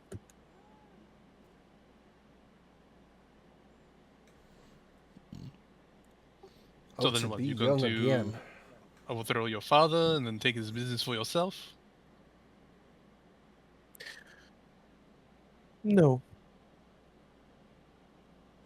Ah, you mean literally prove yourself. Prove yourself that you're strong enough to take up the position. That no one can stop you. Is that right? Essentially.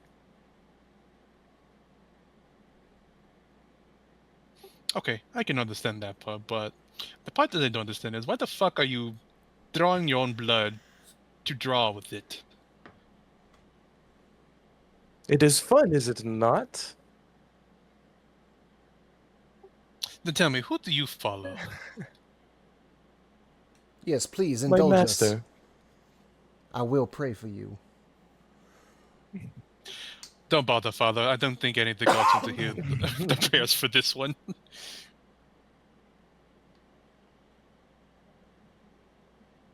Who are you asking who they follow? It's just me. I was asking Wolfric who they follow because he's drawing his own blood to ink, to like, you know, use it as ink. So Is yeah, it that's one- kind of weird. Is it one of the dead three? Could influence who would be best to follow us if you already have a connection with them. Well, see, when you say it out loud like that, I wanted to hear him say it. I'm sorry. Ruin the fun.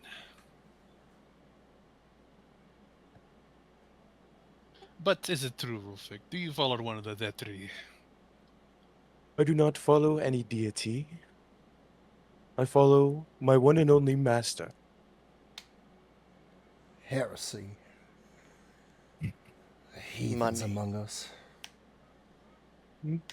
Maybe. But that is not all of it.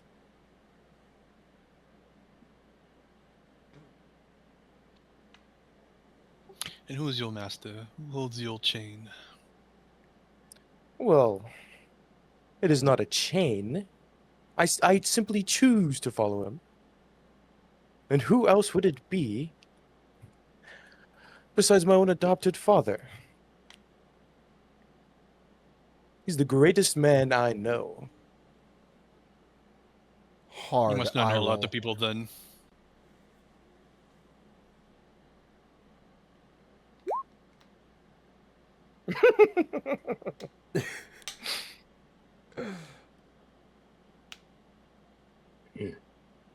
Making comments, by the way, that's not true.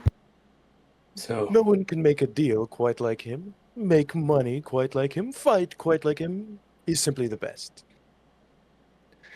No one drinks like I Gaston. was just thinking that. Oh my God, your dad's Gaston.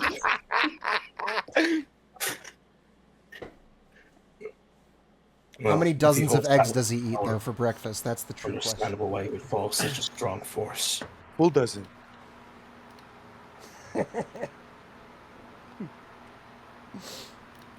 No point, like the most awkward point at was it Kildor? Keldrin. Kildrin. What is that on your crest? And what are you? I am a dragonborn. Did your master teach you anything of religion? I understand the concept. But religion was not spread in my foundry. Makes sense. What use is to give faith to the... well, one such as yourself? But it'd be interesting to see when you find on our journeys, Noel. But as for who or what this is on my chest, I follow the one called Tiamat, the mother of all dragons. See him kind of cock his head at the word dragon. I have heard of these creatures. Their tails are mighty. Indeed. Their jaws. And the as one I well. follow is the one that usurps them all. And I hope to one day break their chains so that they may legitimize their rules above all. Those great beasts caused many problems up in, I'm gonna say it wrong again. Glacian Zen? Glacia Zin. Glacia Zen. caused many problems up in Glacier Zen. Even had some followers up there who learned from their ways. They are mighty beasts.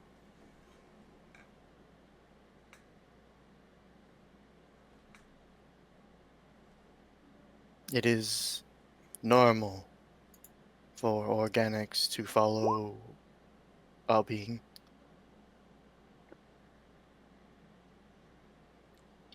It usually helps. It was a question, Father Rene Bordeaux.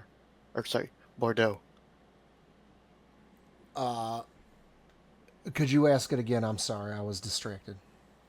It is normal for organics to follow a greater being.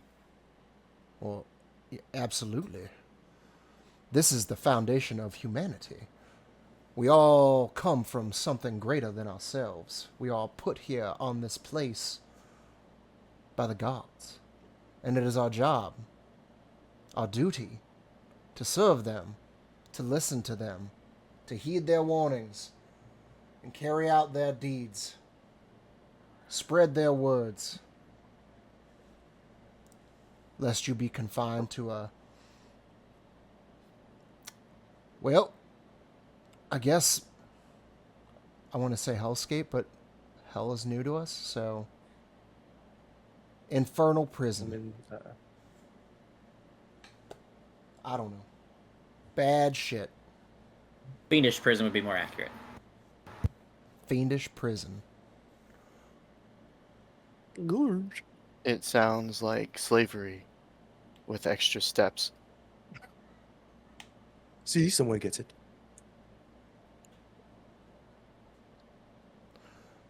Perhaps. But think of it as, I don't know, a divine duty. A service that we must carry out. There must be something that drives us, right? Something that compels us to do what we do. That I can understand. Well, there are gods associated with all manner of things. If you have a duty to do, it is surely associated with some form of deity. I'm sure if we analyzed your life and workings, we could find a suitable god for you to worship. Yes, I do believe that is what we will do. We'll get you sorted Okay. out. Don't you worry. You're in good hands. I do not believe you.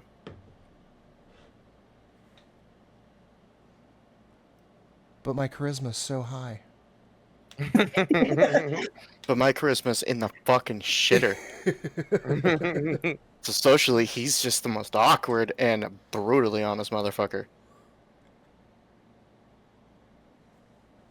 It is ironic. You say you do not believe, implying that you have some semblance of understanding of belief, which means that someday you shall find it. Or maybe perhaps you already have. I have belief in myself. Don't we all? Sometimes I like that's this Noel guy already. Sometimes a belief in yourself is not enough. No, it is not why we are all here, is it? Isn't it?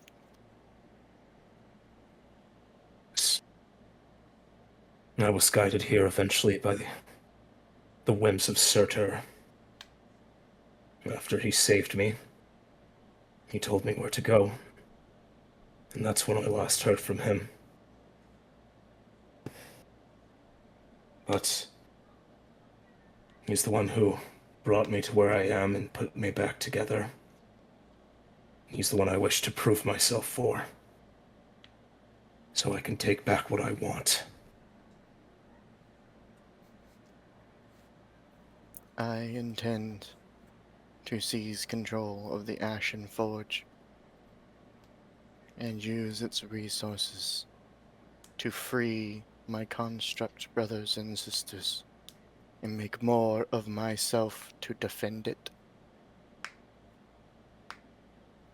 Unfortunately, I killed the only man that knows how.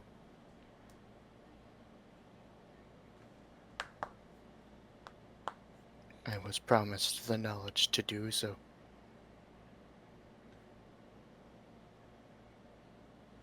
My people will not be property again.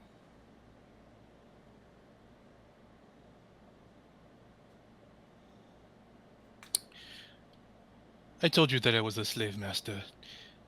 But what I was a slave master of was other people of dragonkind. Other dragonbones, kobolds, wyverns, and drake, even the lonely pseudo-dragon. But where I used to be a slave master, I now wish to break the chains of the one and only true dragon god Tiamat, and see us all, hand to hand, rise above all, and burn the rest.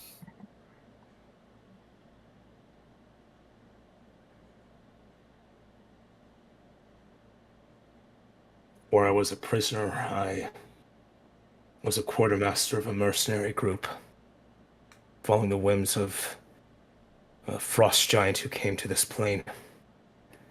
He went to Gamtarum to take in more land for him to rule, and were completely overwhelmed by some dwarfs. The rest of my men either fled or died. I don't know. That's when I was taken prisoner. But after working for them for so long, along with a plan of fire, Goliath that roamed that land, they decided to cull any Goliaths there, saying it was the will of their god, Gond. Someone tried to kill me.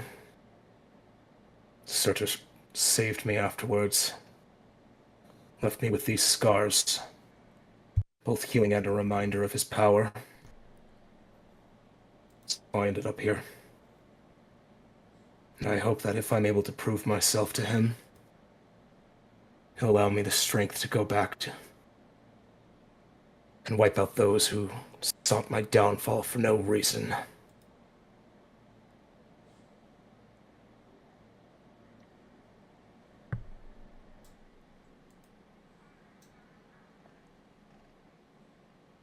And you, Wolfric?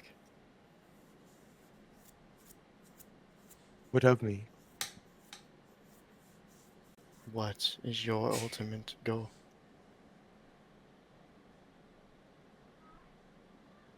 There's no sense in hiding it. If what they say is true, then we'll be in this together for the long haul. So why not just be brothers at arms? Or we can all just cut each other's throats right here and now.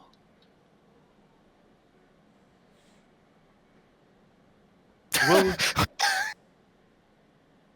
No, like reaches for his bow and is like, oh wait. No, look, Cauldron looks at Noah, he's like, wait, do you have a fucking, can I even cut your neck? We have a weird side moment. Just, it is like I said, I'm going to take over the business, but my master is dead. When that comes, I don't know. But when I take over, it will become the greatest business, organization, whatever. That is it. Money and Your power. goal is wealth. All the aspirations, none of the skills. I mean, if he's as pompous as he is, I can see it. Wealth drives the world. That would be good for you to know, Noel. If you are to seize your land, how will you keep it safe? How will you gain supplies to build more of your kind? How will you make sure there's protection to make sure what was done to you and your others would never happen again? Money is a wicked thing, but it rules this world more than the gods in some ways. No offense, Father. Oh, none taken, my child. Like Maybe they say, money talks. I don't believe it actually does. Well, Spend not literally. You hear a giggling from your coin purse. I'll hush you. It's okay, baby. I'll spend you soon. Father, what happened to this rod that you used to grow your congregation? Well, it was confiscated by the Archbishop, and where it has gone from there I do not know. The rod itself is but a tool. It is not the end-all be-all, the only tool that would help me reach my goals. I suppose there are a great many magical devices out there that could help me do what I want to do. I but need one.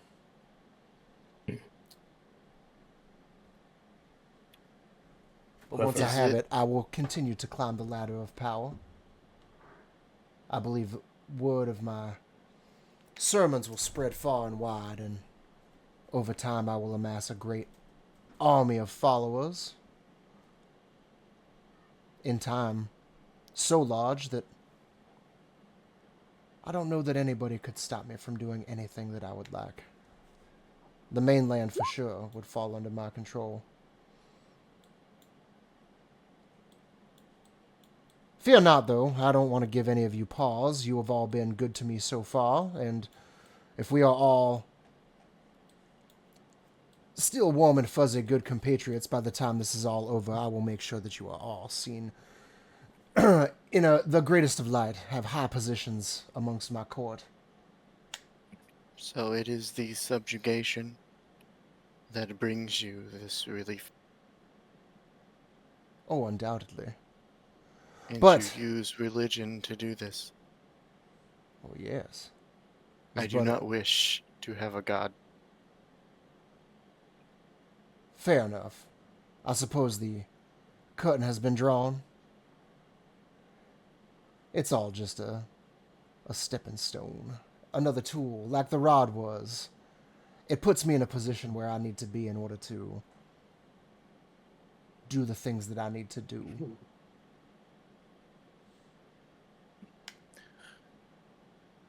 Allies and connections are the strongest tool one can have. Usually for me, it's a good battle axe. Maybe a hammer. I was about to say, structurally, an adamantine hammer would be the toughest tool. Well, that is pretty good, but it doesn't necessarily get you anywhere. Get you No, many places it if is a everyone in hammer. front of you is dead.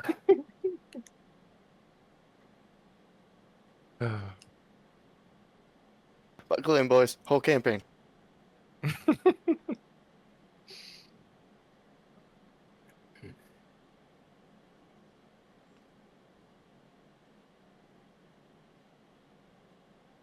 I didn't hear what Smed said. Never. I didn't either. I just said a hammer can get you anywhere if the ones standing in front of you are dead. Hmm. Do you Fair enjoy ending beings? No. But making something that can. And if something tries to stop you, it's just what comes naturally nowadays. Death is a part of life. I was used as a tool to expand others' whims, then I was used as a tool to create new tools. That I have no really care. I'm a small part of a cog in a larger machine. I'm hoping to grow that position. For now, that's all.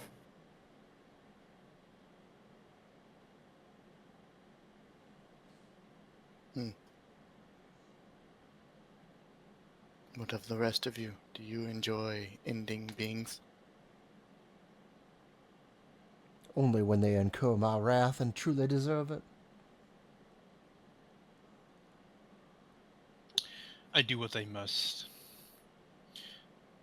Whether or not I take pleasure in it does not matter. I guess it depends on the situation.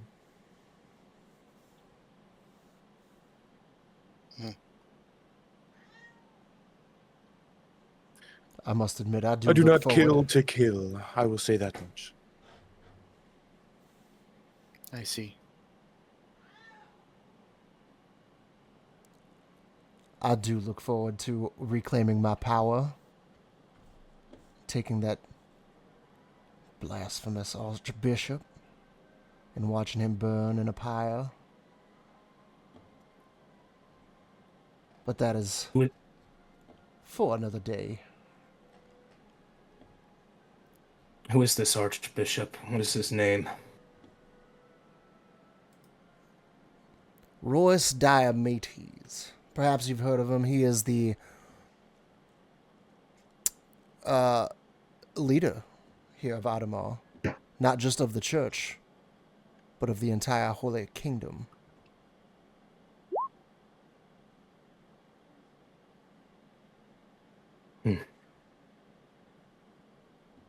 Oh. No, you haven't spoken. Do you enjoy killing? It is what you were Yes. built for. Yes. I enjoy the hunt. Why? For what others like you all have done to me and my people. Once this is over, do you plan to hunt us? No. I have no reason to. I hunt those connected to the forge.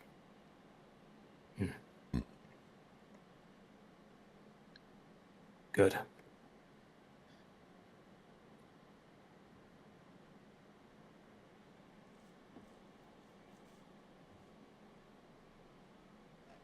What type of hunts were you on before you left the forge? Missions they sent you on. Missions of war. What the forge created. More beings like me. More primitive. Capable of individuality. And they were used in skirmishes and incursions in place of organic life.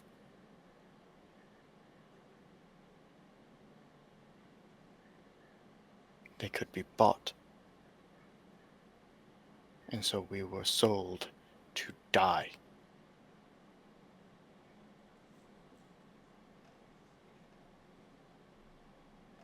Because we were property, not beings.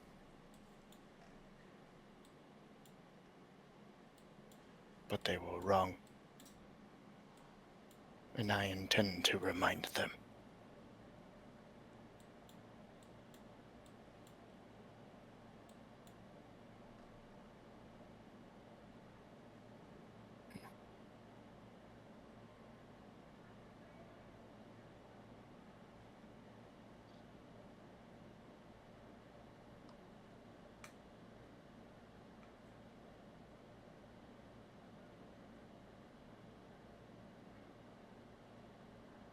I think we're ready, DM. Fantastic, because that's all we got for this week. Because I'm not going to start you guys on a puzzle for the risk of us going until fucking 4 hours later. So I was like, wait a minute. Tell me what if like, how do we slide the puzzle? It's So I'll give you guys like a little starter of what the puzzle is going to be. This is another one I made. So if it's bad, blame me. I mean, we will. Oh, So doubt yourself. There will be 7 unlit bonfires, 7 uncolored orbs. When you approach them, they'll tell you that you need to show your mastery over fire. And that showing your ineptitude with fire will result in pain. That's a quick description. I will expand on it when we actually play in 3 weeks. Pain without no pain, can't get enough. Pain. Wolfrick's favorite song. Cool. This party dynamic is gonna be fucking sick, y'all. What do you guys think so far about the dark side? I mean, campaign-wise, it's about where we started with the good ones, but the party dynamic's gonna be the shit, and the father is fucking phenomenal. Oh my god, yes. Shit, dude, you fucking knocked this shit out of the park. We need The to. father is fucking amazing. Thank you. I always kind of, this guy's been in my head for a long time. Not even like pre D&D. Like, I don't know. I've always had this weird kind of like, it's not an obsession, but it's like this fascination with televangelists and how full of shit they are. He gives that vibe. Yeah. Like Motherfucker Joel or whatever his fuck his name. Joel Osteen, Kenneth Copeland, Joel Osteen. fucking Yeah, all those guys. He didn't preach. He put on a show. Dude. 100%. Like, the father is fucking amazing.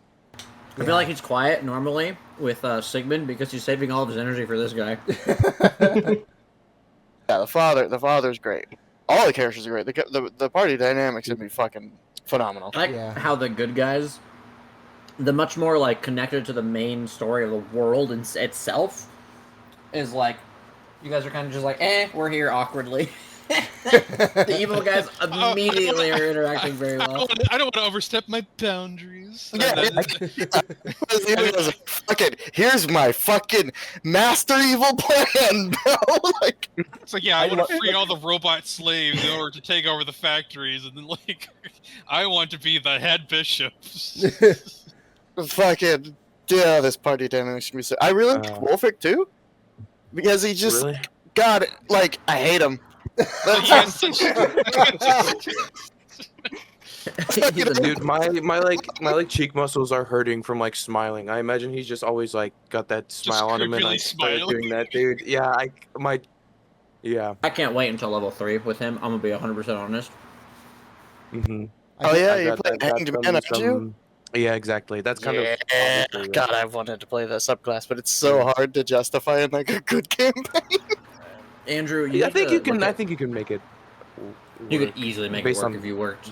but on yeah, it. based on how I read it, I read like the description of like, well, and I'm like, oh yeah, that can.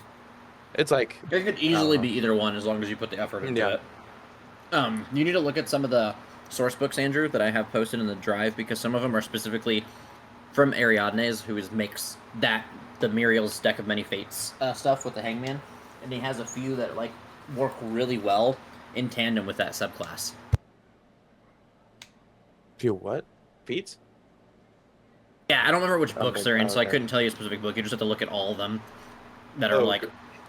I mean, yeah. Here, I'll open the drive right now and tell you which ones at least. Help narrow it down. Maybe. I also like how we kind of, though very vaguely, we kind of already decided to how we were going to divide up the material plane. Oh. Andrew, We got the robots over here. Yep. It is actually in a folder called Ariadne's Codex Compendium. Oh, okay, I see. That's all these ones have as the stuff that they've made. Yeah, that I have access to. I'm gonna get more for Foundry, but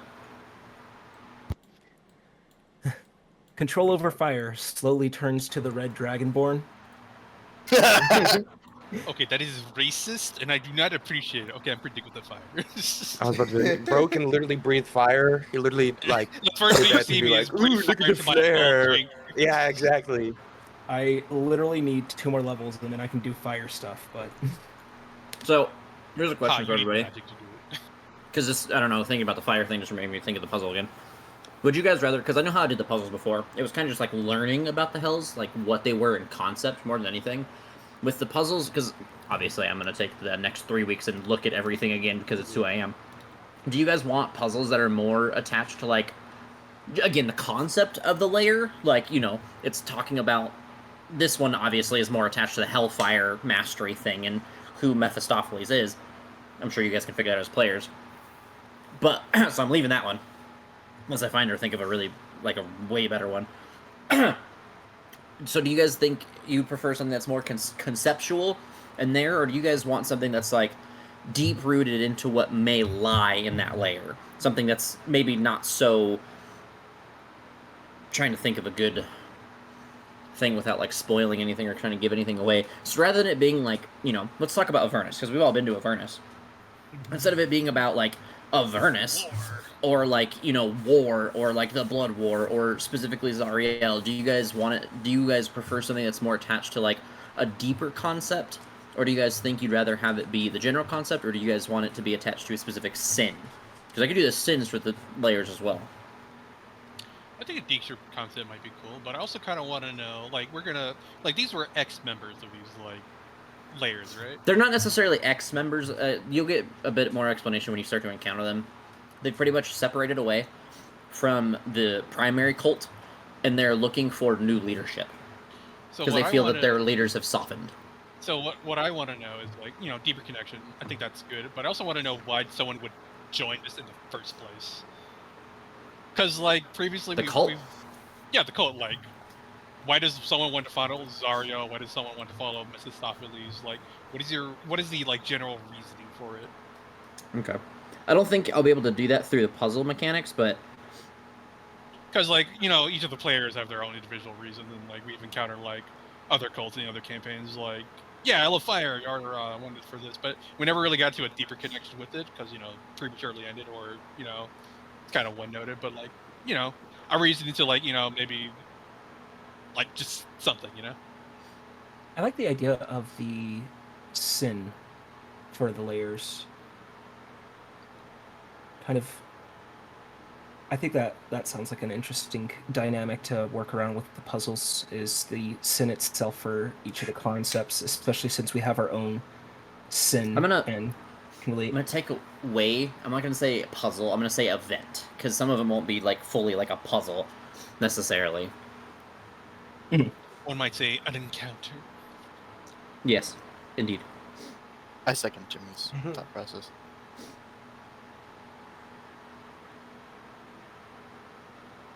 Anybody else?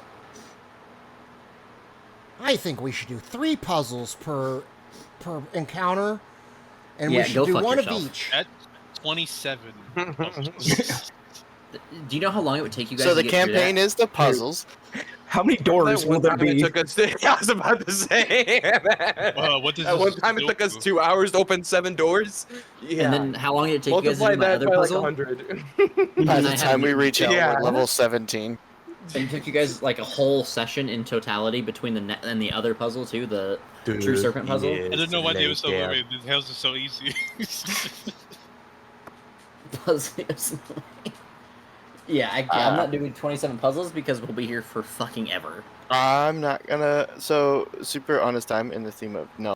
I wasn't really sure about the evil campaign, but I think I'm more excited for the evil campaign than I am the good campaign. I have feel been like, from the start. mean, I like those. I don't know.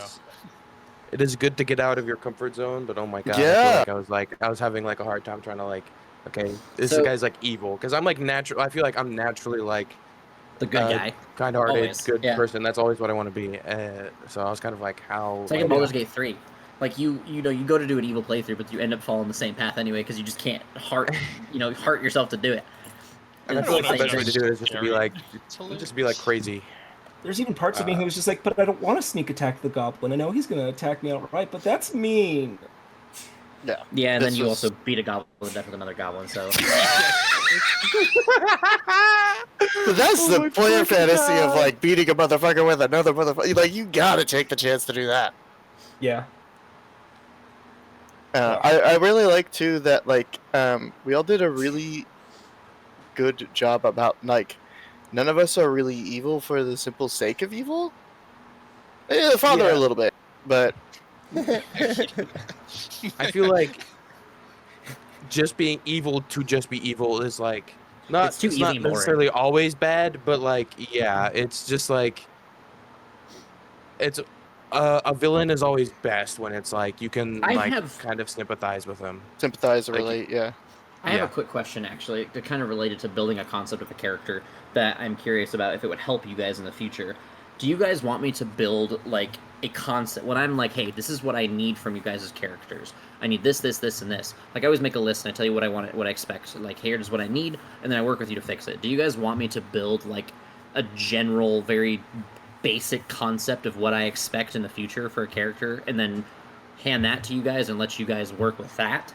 Like, almost like a template? Like, here's my example, just so you guys understand where I'm coming from. For the evil characters, I would have done this. My name is blah blah blah. I'm an evil wizard. My long-term goal is to uncover all forbidden magics in the world. My short-term goal is to become more powerful so that I can sow chaos with the magics that I discover. My sin was betrayal of, X, Y, and Z of this person in Acacia, because they gave unto me this dark knowledge, and I used it and it caused harm to a great number of people. I did not see harm in that. I saw it as a joyous thing that chaos was able to spread due to this forbidden knowledge. I'm a follower of Vecna because of him attempting to uncover secrets and allow the greater world to have access to this deep and dark knowledge.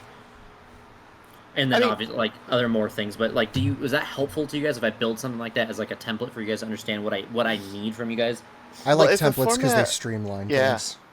That too. Like, also, like, that would probably be, like, honestly great for you. Like, if you just fill out a form of, like, your character's name, what is he? What is his long term? What is it? Like, because, like, you kind of do that, but, like, it's still kind of not really, like, in a direct format. So, like, we kind of, I'm sure we all put all of those answers into our, at least the way you asked me a million questions, I assume we got you all the answers you need. But they're all over the fucking place. I take notes when I ask questions, so that. Well, I mean, yeah, but it would still be easier to just like quickly reference if you're building something or looking at something, or whatever. I mean, if it's easy for you, I'd love to do the format. That's fine. I'm just curious because, like, I see, and it's an often thing, unfortunately, where I see you guys, like create a concept, and then it's not like anything on you. So, like, when I'm saying these, take this with a grain of salt. When I'm saying whatever I'm saying, but I see you guys create a concept, and it seems to be missing like core functions or like a lack of understanding of the core things that I'm trying to help build. And I have to like re-explain myself like 7 or 8 different times, and then I have to go back and help you guys fill in these pieces that were more necessary than some of the stuff you gave me. So I'm almost wondering. I'm just trying to help myself in the future, help you guys to help myself again. Yeah. So I'm trying to figure out like a way to help make that process a little bit more smooth. That way we can still create like open-ended, like very open and like compromising and what's the word I'm looking for? Fuck. The storytelling thing where we work together to tell a story. That word. Like that. I just want to make those storytelling. That one, yes. Collaborative storytelling. I want to let you guys have those open-ended stories where we can do those more comfortably, much more like succinct, where I can just like, here's what I need, and you guys get me those things, and then it's much less questions about, hey, I need you to think about this, and this about this specific thing, and more, you know, asking you questions or helping fill in information that was missing. So like an example is like, I'm gonna use Sean because we had it recently, and I hate to call you out, but I'm not calling you out necessarily, but like this is where a lot of my thought process stemmed from, was with the other day when you were like, I'm not grasping this concept, you know, and I had to go back in and fill in a bunch of like, rather than it would being contextual to the world and the story, it was more contextual to like what I needed. So I'm just trying to create a motion that's easy for you guys to follow, so that way when I'm filling you in, it's just contextual to the world, rather than me being like, oh, I need this thing to be like this. Oh, I see what you're saying. Like like things you need from the actual concept to attach to the story, not necessarily how do we attach to the world. Yes, because like you guys can easily just be like, I have this concept, and then I can easily just fill it in and be like, okay, here's the details that make sense for that character. Like it's what I did with Joe's character. Like it was very, hey, here's my idea. Okay, cool. This is how it would work, and then we just made it work. And I just do that. I do that with everyone's character. The issue is that you guys will send me a concept, and it'll have like a lot of details, but it'll be missing like the core functions that I need to build it into the story. I see what you're saying. Okay, I was like, man, I thought I did pretty good with no. No, everyone did a good job. Like no one did a bad job with any of their. I'm gonna say it right now. I'm gonna say it now. Your evil characters. You guys all did better with your evil than your good characters. I hate to be like that, but y'all did. Except for maybe Gordy. Gordy did a really good job, and I'm really proud of his little interesting story he's got rolling with that. Not hating anyone's good story. I think it just felt like everyone was a little bit more attached to evil characters or something. Maybe it was also the time, but whatever reason it is. The evil characters, you guys all did a really, really good job of like making something attached to the world and story and having enough details to go off of.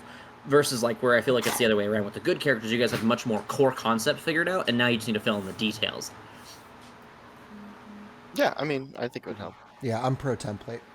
I think Because like I'll call myself out. I was not fucking. I just could not. But now that I have that context, now that we've like, because I don't know, I'm person like I don't like to text people hardly ever. I would prefer to just call you on the phone.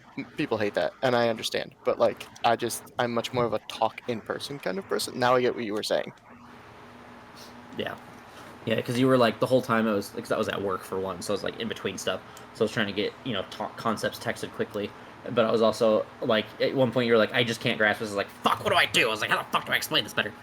Because, like, literally, my brain is bad at explaining things sometimes, so that's why I'm wondering. Because, like, I send things to you, and then you guys answer me, and I'm like, did I fucking, like, explain this awfully? And I can't tell, because I'm just bad at explaining things. Because you guys will send me an answer, and it feels totally detached from what I was expecting, and I'm like, fuck, I gotta get better at that. So I'm just wondering if a template is much more helpful to, like, get my idea across to help you guys fill it in and be like, this is, what I'm going for. And then obviously the details are to fill in as we go or filling in between once everything's settled. Because once you have the core, it's easy to make a concept. You got one. I'm down for it. Can't go. But yeah, I feel like I had opposite problems with my good and evil characters. But then it just came out better. Oh, I did shit on Lupin. I was horrible. I just couldn't find inspiration for his story, like fucking at all. Like he was Lupin, and like I don't regret it, but Lupin was definitely like, oh shit, a chance to play a druid, and then it was like, oh fuck, how the fuck do I attach a druid to this story? Yeah, we're going not too I had the core concept for Kai's down, but I need more details on it. But then, like, for Keldrin, I had the details, but I couldn't get down the core concept until it just came naturally to me. Gordy's idea was, I want to play a goblin, but I also want to play a warlock. That's fair. That's what Lupin was. I was like, I kind of want to play Moon Druid. I've wanted to play it for a while. I'm gonna do that. Ah, shit. Fucking No was made yesterday? Finished yesterday. We've been talking about it for the last 2 days. Oh my god. I mean, I didn't have Wolverine chosen until like day before yesterday, so. Yeah, so... I mean, Keldrin was mostly done for a bit. I just needed to, like, actually, send him the fucking thing. I always procrastinate, so. Outside of Andrew and Sean, everyone's characters were ready for a long time. Those two were a little behind. Yeah. I had Remus, like, his concept for a long time, and then working with Sean, trying to get all the stuff together, we seemed to struggle a bit, and then being able to separate it out, I was able to fill him out a little bit more, too. Actually... sorry, go ahead, finish. I did. Oh, okay. Sorry, I started speaking. I thought I interrupted you, but I think a good way to test this out is send a template for the good characters for details to think on, so that we can get our juices flowing. Yeah, I'd like to revisit questionnaire again. Lupin a little bit. Okay. Well, we have 3 weeks, so I can help you guys do that. I'll build a template over the next few days and try to send it out before the weekend, or by the end of the weekend. Sorry. Hopefully, you guys can use that to help build stuff. We have the Greek campaign that we'll be doing in between, because I don't want to do anything else. So while we're doing that, at the beginning of each session, I'll probably sit down and talk with people to make sure we answer questions and stuff to help you guys get stuff flowing. And then, Jimmy, you can, if you have time, you can message me in any of that time, too. Yeah, I'll be, I think it's 17 hours ahead of you guys, so I'll do my best. I don't sleep. How many is that, behind? Oh, it's not. That's not how that works. No, yeah. I mean, eventually You'll be forward in time, essentially. I guess, yeah, I know. You'll be a day ahead. Just think like that. It'll be -7. So right now? Time is a construct. You're a construct. Yeah, it's sorry, -7 for right now. It'd be about... Yeah. I mean, it's 9 your time. It'd be Where the fuck are you going? Sorry, not to be so vulgar, but okay. Japan? Okay. 17 hours, Jesus Christ. So, dude. right now it's It's 9:50 right now. Over in Japan, where we're going, it's going to be it's about 1 p.m. over there. I feel like they'd be time is an enigma. I'd be I feel like they'd be behind if anything. They're closer that way than they are the other way. But yeah, no, I definitely I put even with only it's literally 2 or 3 days we've been working on Null. I put so much more into him. I wrote an entire document where I had G2P write me 50 questions to think about, and I answered every single one of them and submitted them to Johnny. Lupin's story is a paragraph and a half long. I think both my characters are more or less the same. I put way. I don't know. Null the inspiration for Null hit really hard, and I was like, oh shit, I'm just gonna develop this entire fucking thing because that's how my brain works. All right, so we got a cute goblin warlock, and then my other character, he's gonna be a fucking psycho. He's gonna be a little freak, crazy motherfucker. Mm-hmm. I was like, where are you going? I was like, at first I thought I was like, okay, maybe he's falling Baal, the god of blood. Maybe that's why he's Rudo, but it's nah, he's just like that. Yeah. Yeah, the evil side, evil campaigns party dynamic will be interesting. And Null is never gonna let the father forget that he's old. I am glad. I'm honestly, I was my nervousness was that when you guys got to the evil campaign, you guys were gonna just kind of check out. Not because you hated the story or anything, but you just couldn't attach yourselves to these characters or anything. And it is quite literally the opposite. Now I have to make sure you guys can attach yourself to the good characters. I feel like it's one of those things. It's like the oh my god, I want to say pressure builds diamonds, but it's not necessarily that. It's the whole I want to say that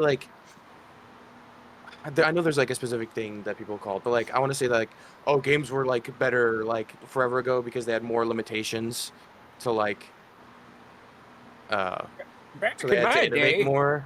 Yeah, exactly. It's like limitations breed creativity or something like that, and it's like not necessarily that like you were like super limiting on like how we had to build our characters because it wasn't much different from the good guys, but it's more like you had to be so much more creative. It Well, yeah, feels yeah, or no, like think I a lot get, much more because like I so get what used you're to being saying. like a good guy, like it's like, oh yeah, I'm a good guy, you know. But I feel like Yeah. with this character, I had to think so much more about okay, so like they're completely different from like I have to completely detach them from myself anyways, which is like I don't know No, I a get what you're lot. kind of saying, because like there were hidden limitations, right? Because like nobody wanted to show up with like a fucking boring ass murder hobo. So like and like there was a line like Johnny. Maybe I'm the only one who remembers it, but like Johnny stated like there's a line of how evil these characters can really be. Because like sure, if he was just like no limitations, make an evil guy, I'd make a fucking warlock that eats orphans. Like it's, but like It's orphan. there No, was no, I like a can beat level orphans. of It's evil that different. we could be, and I think that like helps me with no, because like a good guy is just a good guy, and for me like everyone's like it's out of the comfort zone. Ironically, this is like more in my comfort zone, because most of my characters are naturally very dark characters that I redeem into good characters. I don't have to do that with this character, which is why I struggled with Lupin more of creating a character that is good simply for the sake of it's the right thing to do is not the typical kind of character I make. I made Rin that way, and he didn't turn out that way. But I told most of you my guys. characters are a darker concept. Told you guys I was gonna make you stretch your muscles in this game, in this set of games. Yeah, Lupin definitely does, because like he's actually the one that's out of my comfort It's zone. also It's not no.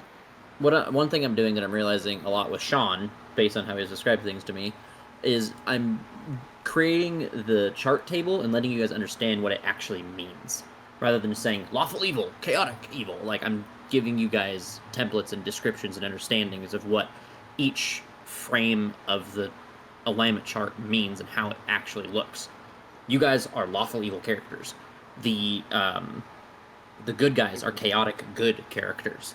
You guys aren't on like the opposite ends of extremes. You guys are on, the closest to being non-evil and the closest to being non-good as you can without, or going towards neutral, because you have to go to neutral before you go to good. But following that line and understanding what those mean, because Sean always before thought that lawful good meant like lawful stupid, or like being the good guy that I've always talked about is being lawful stupid, being the like the upright paladin that can do no wrong kind of guy. Like he always told me that's what he thought I meant when I explained those characters like that, and then I had to give him a breakdown of like what that actually means. And it's more like chaotic good, and I explained that's what Ren is. It's chaotic good, and he kind of understood it. So I feel like that's what I'm doing with this campaign too.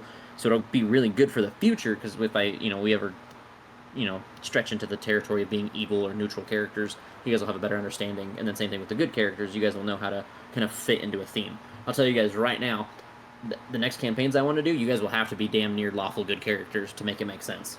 So I mean, yeah, that's what I'm trying to play Kais as, like a good guy, Oh, but stupid. someone who's gonna like, screw up along the way. Yeah, and that Yeah. kind of explains what I was initially getting at with like no one showed up with the murder hobos. Like you explained it better is no one showed up chaotic evil, which surprised me. I'm surprised too, because I didn't necessarily write it off the table. So we could have just eaten those babies if we wanted to. I would have said that no, that character is probably A little too on far. death row. Yeah, Like, that's a chaotic much. evil. What if I almost played like Jin? chaotic evil kind of gets to the point where it's like evil just to be evil. Right. So that's why the way it's like the way chaotic and lawful mean in D&D, it's less lawful and more it's less law, more order. So it's order and chaos is how you think about it. And then trues mean you're middle of the line, or neutrals mean middle of the line. Like you literally follow the balance in between the two. So when you're lawful, you're based on order. You're trying to keep like a strict, like maintained concept. So lawful good would be like your celestial divine creatures, because they are trying to bring order to the chaos that is evil in general. when you have lawful evil, like devils are lawful evil, they bring order to the chaos. That's why they're in the Blood War. They're constantly fighting chaos or chaotic evil creatures, which are the Abyss. Chaos is all about sowing chaos. It's about bringing, evil or destruction or whatever it is, just because it's the worst thing that can happen. It's trying to bring the worst case scenario to life of every breathing situation. And that's what chaos versus, or chaotic versus lawful means in D&D. It's less law and like following the laws, and it's more order, following a strict like regiment of order. Yeah, I think I like finally get it. Pathfinder doesn't have alignments, and it never has, so it never made sense to me. I was gonna talk about the Pathfinder game actually, Wrath of the Righteous. I forget the name. He's like a gnome. He's a fucking dickhead, and I hate him. He's lawful evil, so he's like, oh my god, he's yeah, I take he's that a back. dickhead. First edition had alignments. They removed it in second edition. No, because first edition or Pathfinder originally was literally just like a carbon copy of 3.5. Yep. Like with a few differences to make it legally distinct. All right, gents, I'm gonna jump, but this was awesome, and yeah, I look forward to doing more of these. Next week we'll be in Foundry, boys. Regal games.